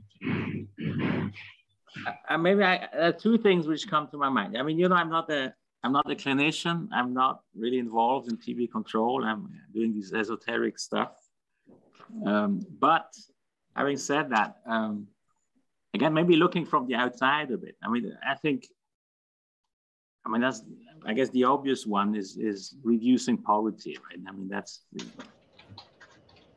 which is you know, easily said than done.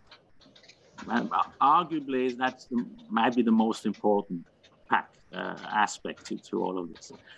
But that's okay. That's also easy for me to say, coming from one of the most richest countries in the world. From a more practical point of view, I think one aspect which I'm sure many of you also are following is this phenomena of, I think some people call it subclinical tuberculosis, which seems to me much more frequent than perhaps anticipated in the past.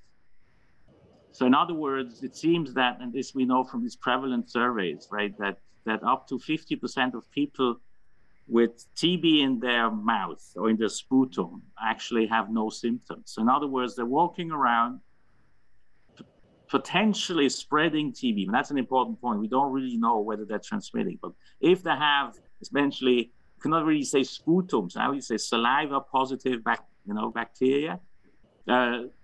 Saliva positive people walking around with no symptoms.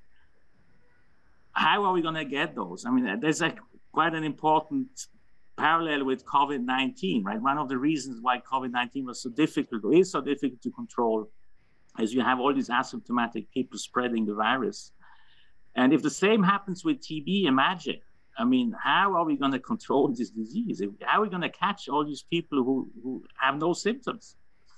I think that's a major change in how we think about tuberculosis. I don't have a good solution to that. Sebastien, if I could just come in, our problems are much more real. If you look at latent, incipient, subclinical, those are just below our radar. We have real active patients who are transmitting big time. I mean, we just did a study with Stefan and FMR on about 2,000 isolates of ours. And just to sort of give, because Sebastien is the lineage man, just to put into perspective, we had lineage 2 in 41% of cases. We had lineage 3 in 29. And you know, the worst part was that lineage 2 strains were strongly associated with XDR and pre-XDR. Not only that, we had, as you said, there is no fitness cost, but this is where we need to focus desperately for treatment and control strategies. If we showed that the lineage 2, the Beijing, was predominantly pre-XDR and XDR in a small pocket that I drain in Mumbai, I mean, that's where we need to go in for the kill. Incipient and subclinical, I'm not worried about, Sebastien. That's for you guys to worry about in Switzerland. No, I'm not trying. I mean, assume the following scenario. I mean, currently we just focus on the patient, right? Which obviously we need to do. I mean, that's obvious. But assume that there's for every TB patient that shows up at the clinic that you treat and you sequence the genome, we know it's a lineage 2 XDR strain. Assume that for every one of those, there is one which it has exactly the same strain, but has no symptoms and continues to spread the lineage 2 XDR strain. But nobody knows about this because it just happens in the background. I think if that were to happen, I mean, you agree that is a major issue? Possibly. Because you can Possibly. treat everybody who has symptoms, but you will never get rid of TB because there's all these other people who are transmitting. I say we don't know whether this happens. That's exactly the point. But if it happened, then we have a big problem. I mean, we have a big problem now already. I realize that. Maybe I did express my properly. But it gives a whole additional angle to the problem, potentially. That's what I was trying to say. Okay. Thanks. Yeah, I think this is an important point made by both of you all here. So we'll just move on to the next question. What is the role of WGS in research? I mean, we are now coming out of the diagnostic world. So if anyone of you can just highlight this. I mean, we know to a good extent, but for the audience, I think if you can just put it up in words. A simplistic approach for using WGS in research. I'm not talking about esoteric research. I'm talking about real, applicable clinical research. I think we need to get on our knees. And as Grace said, whilst whole genome sequencing and is really, really applicable to countries like the UK, where first-line drugs are really done and dusted. We have enough MDR to worry about, and we have to focus on bedaquiline, on the new and repurposed drugs where, I mean, you have, like Grace said, you have 90 genes, you don't know what the hell they're up to. You have equal number in bedaquiline, you have the RB0678.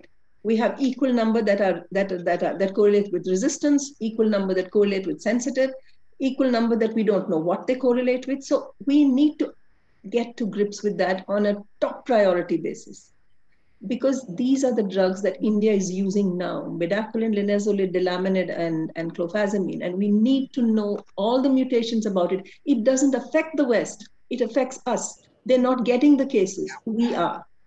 So we have to, I mean, if you're talking of research, to me, this has to be done on such a top priority so that we can use these mutations in our targeted and in our whole genome sequencing repertoire to help look at our patients upfront.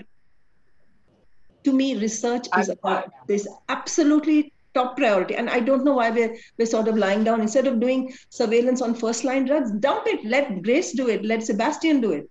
They can struggle with first line. We need to focus on second-line drugs in a big way. And we need to focus on patients failing treatment so that we know these are the guys who have the mutations. Let's look at how they're doing. We have the clinical outcome in front of us. We just need to associate them with phenotypic resistance. We need to get the mutations up front and say, yes, world, these are the mutations we need to worry about. Thank you, Dr. I wanted to add, yeah, sorry, please. Yeah, sure, you can add, yeah. So adding to Dr. Kaiser's question and the conversation what we have at the moment.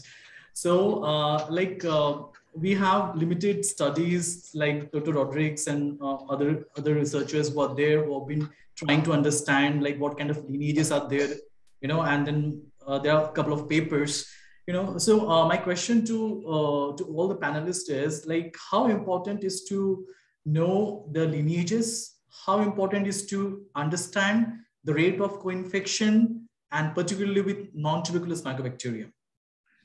And I mean, do we need to have some kind of baseline data for India, like not on the focal points, but yet to have baseline data throughout India? And do you see something happening like this? Or how important is that? I think we don't have such a problem of non-tuberculous mycobacteria in India as the West has. Our problems are hardcore TB, but certainly the contaminating mycobacteria may tend to mess up your reads, but you can really deal with it. I don't look at it as a problem at all. If you do good sequencing with good depth, you really can differentiate them excellently. So I don't think that's a problem. But our incidence, I don't know if Ameeta sees it, we hardly see NTM in pulmonary disease. We see it in iatrogenic infections. We see it as nosocomial infections and laparoscopic, blah, blah, blah. But we don't see it as much as, say, the Netherlands or those countries see it. to us, TB is forefront. 3% of my isolates are NTM. 97 are TB. And it's 60% of ours. So absolutely. That's absolutely right. And maybe the point about the lineage, of course, I'm you know, as you know, I care very much about lineages, but I actually, to be perfectly honest, I often also have a hard time, you know, if somebody asks me, you know, how relevant is this really for public health, for the real world TB? And then it's not that straightforward, right? I mean, I tried to make the point about, and we heard also Camilla and I about lineage 2. But again, it's not all lineage 2 is the same, right? There's something special about this particular strain, and I talked about in Georgia, and presumably something similar is going on in India, and we know in other places, but it's not always lineage 2, right? There's sometimes lineage 4 strains, which somehow are special because they have these resistant mutations, they have compensatory mutations, they have other things.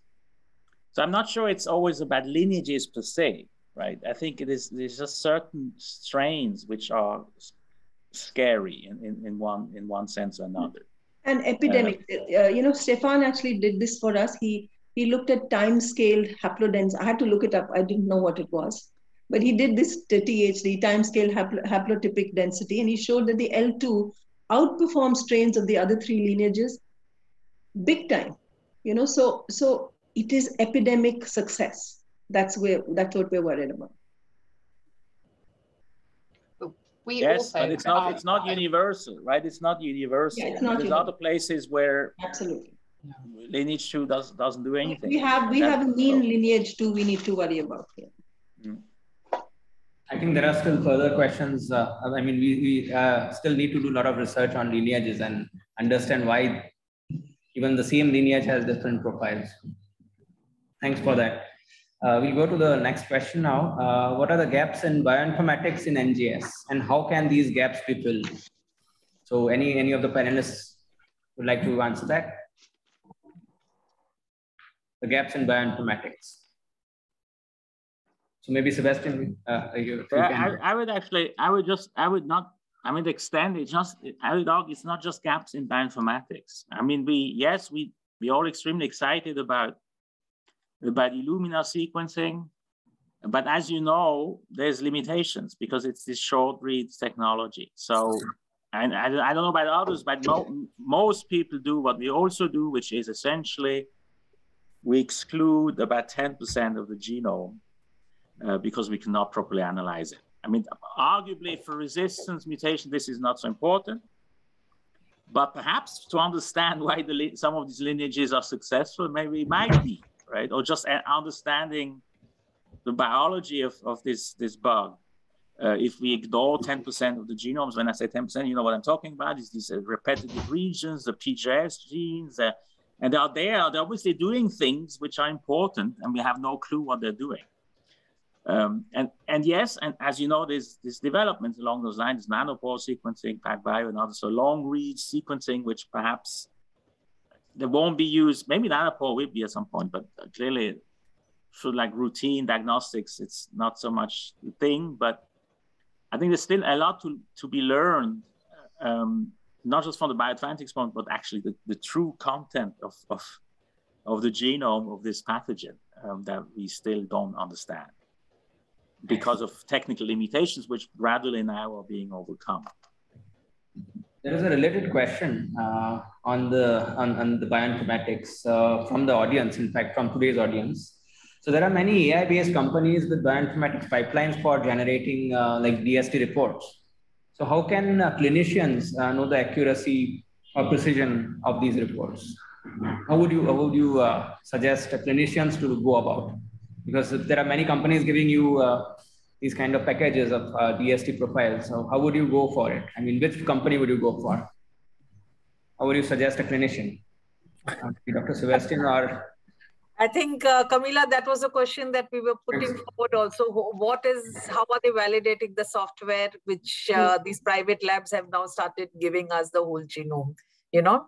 So that is very important. What software and what is the validation? I think that will always be a question where unless somebody regulates it, there is no regulation at present over here. So I think, Camilla, you will be in a better desk. You will use a software where you have worked with, you have, like rather than, but what about a private party who's giving you results? That will always be questionable, because that is what the clinicians are saying.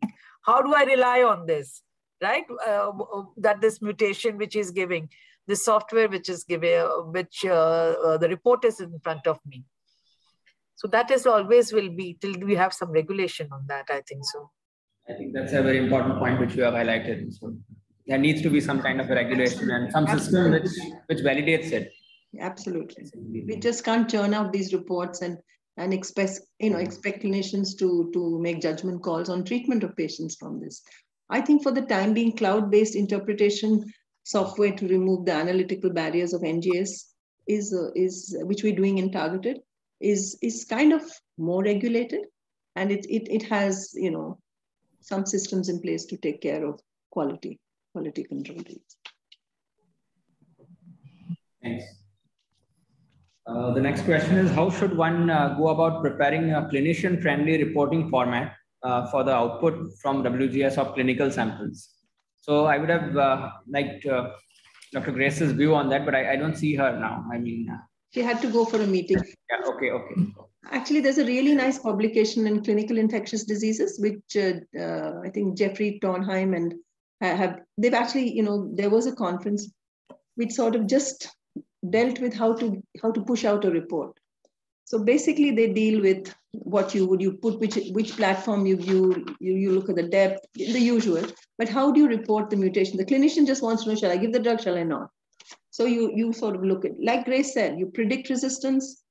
You predicted resistance, predicted susceptibility, uncertain, where you look at mutations that we don't know much about, and fail, or F as they call it. So I think that's a way to go, where you have to be pretty clear that these are the high confidence mutations, and when you have a low confidence mutation, you need to tell the clinician, I don't have sufficient data for prediction here. And that's the somebody spends a lot of money, a patient, and then you say, you know what, I don't have any confidence on this mutation. It's kind of, we still haven't arrived, put it that way. Thank you. Coming to the National TB Surveillance Program, I would like to ask maybe Dr. Gagneux, since Dr. Grace is not there, do you have a TB surveillance program in your country, or do you know of a country which has a TB surveillance program, and how important is it to have a surveillance program? Because as mentioned today, India will also be starting a DRTB surveillance using whole genome sequencing. So if you can throw some light on this. General surveillance or surveillance with genome sequencing? With genome sequencing. Genome sequencing. So you might not believe that, but Switzerland doesn't have this. So it doesn't have much cases. And the reason for this is because Switzerland is strange in a way, extremely decentralized. I mean, I've been talking this for ages, but it's a tiny country that has 26, small cantons, and everybody's doing their own thing. And to try to bring everybody together is just impossible. So we gave up. Maybe in a few years I can come back and answer the question. I would say yes, it makes a lot of sense, but I cannot share any experience because it's not existent. So, if you permit, I'll just tell what the government of India is planning of thinking. They have already identified 30 labs with the linked NAT sites to them.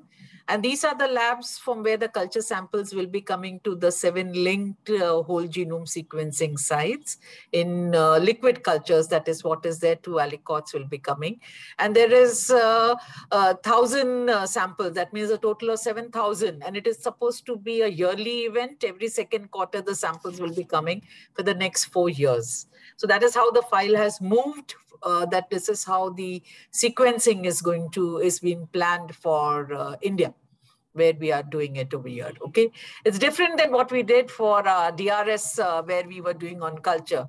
But I think the uniformity will be there, so that the data which comes out will be much more authentic and a quality assured data which will be coming out vis-a-vis with the liquid sites, liquid DSTs. So that is what India has planned. Yeah. Thank you. We are running short of time. We'll just quickly take a couple of last questions. How important is it to understand MTB epidemiology? Which methods have been followed for identifying TB lineages, and do you see an advantage of NGS in understanding the MTB epidemiology? Maybe Dr. Sebastien, if you can take up that. Yeah, so I think it's that one is very clear. So if you can get your hands on genomes of patients, I mean, you can learn a lot. And you know, many people still use clustering, these old-fashioned ways, and there's a lot of problems with that, particularly if you use genomes to cluster your strains and then assume more or less transmission. So we're trying to get away from that and using these more sophisticated models, but which were actually developed for viruses, et cetera, et cetera. So that has a huge potential. And I think for surveillance purposes, for instance, I think I see we can learn a lot, definitely. Thanks. So just quickly coming to the last question, it's a very broad level question. Is India ready for NGS? I think Dr. Rodrigues has a session on that recently, but if you can, maybe Dr. Rodrigues or Dr. Joshi, if you want to. We're not ready for diagnostics. I don't think we are. We're certainly ready for surveillance. Okay. The challenges that we have are standardization is big time. DNA extraction, insufficient lysis, looking at, you know, how for direct samples, looking at biotelated beads, looking at tiling probes. There has to be a global effort for the mutation catalog. WHO has done a really good job, but we need to keep updating that. And whole genome amplification is another thing to look at, not sequencing, whole genome amplification. And I think automation is key here, just so that you avoid steps all the time. Okay, thank you. I think there is one question from the audience. Dr. Kara has asked a follow-up question to surveillance. What is the percentage of samples that should be included in the program to be effective, especially to the point from Dr. Camilla, where more focus needs to be on second line and new drugs? So any of the panelists would like to answer that? This has already been decided. We have statistics. I mean, we have the public health people with map out. The mapping out has been done, which are the districts, which from where they will be taking, and that is based upon the existing prevalence of the resistance from where the reporting of the liquid DST has gone in. So the mapping has been done, which areas linked, which state is going to, everything. I mean, the entire country has been involved, will be involved in this, but which will be draining more, that mapping has been already done by the biostatistics. So I don't think it is we who will decide, yeah, I'll send X amount of sample, that lab will send X amount. It has already been done. That exercise has been done already. I think one last question for the panel. What are the challenges we have in leveraging the full potential of NGS, and what is the way forward? Again, it's a broad level question, but if anyone would like to take it.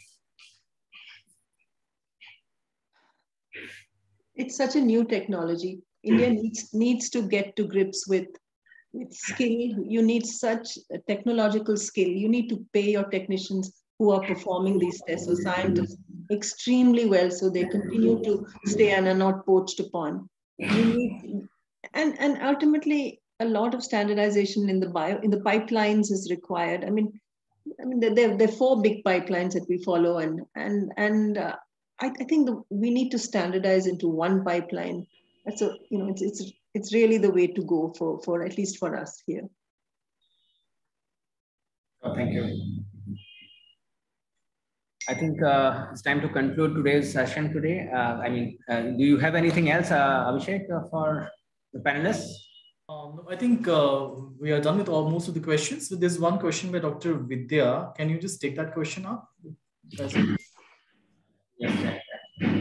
Yeah, so Dr. Vidya is asking, there are a significant number of private labs that are proficiently running NGS for mainstream genetics and oncology tests. Since they are already proficient in the wet lab procedures, why not train or include them in national validation studies if BSL practices are adequate? So Dr. Joshi, I think you want to say something. No, I just wanted to say, I think equating tumor sequencing to a tuberculosis sequencing is totally, I think, from A to Z if you go to C. For here, the main thing is that DNA from the sample to make it, or rather extract it and give. I think with the minute a lab does that, then these other labs will come in to do their second part of it. Their main challenge over here is the first part. So I don't know how many labs are there to solve the first part solution. That is the thing. So we have to rely back on those RNT-CP labs only, where the culture has been standardized, where we are expecting them to do. And then, yes, it can be thought about. I'm not saying no. Maybe when we do for diagnostic, when everything else is set in place, but not at this place that I would want, because we know so many WGS sites came up, even now with the COVID situation. But give them a TB bacilli, they will not be able to do justice. I don't think so. I mean, I just wait for Camilla to put her inputs. Those are my thoughts. Thank you. Agree. Thanks, yeah. So I think, yeah, as a conclusion for this session, I think we in India, we need to aggressively work on just doing whole genome sequencing in TB, and then maybe as a research mode initially, and then diagnosis will definitely come along. So that's something we need to focus on. So thank you all the speakers and panelists for a very interesting and exciting session. Not only the panel discussion, but all the talks, which were very interesting and informative, in fact, for all the members and the audience. So thanks again. And tomorrow we have a session on COVID. And in fact, there will be a COVID-seq overview, which will be given, and the genomic surveillance of COVID in India. So there are going to be interesting sessions. So please join tomorrow. And thanks all for joining. And yeah, take care. Bye. Good evening. Bye.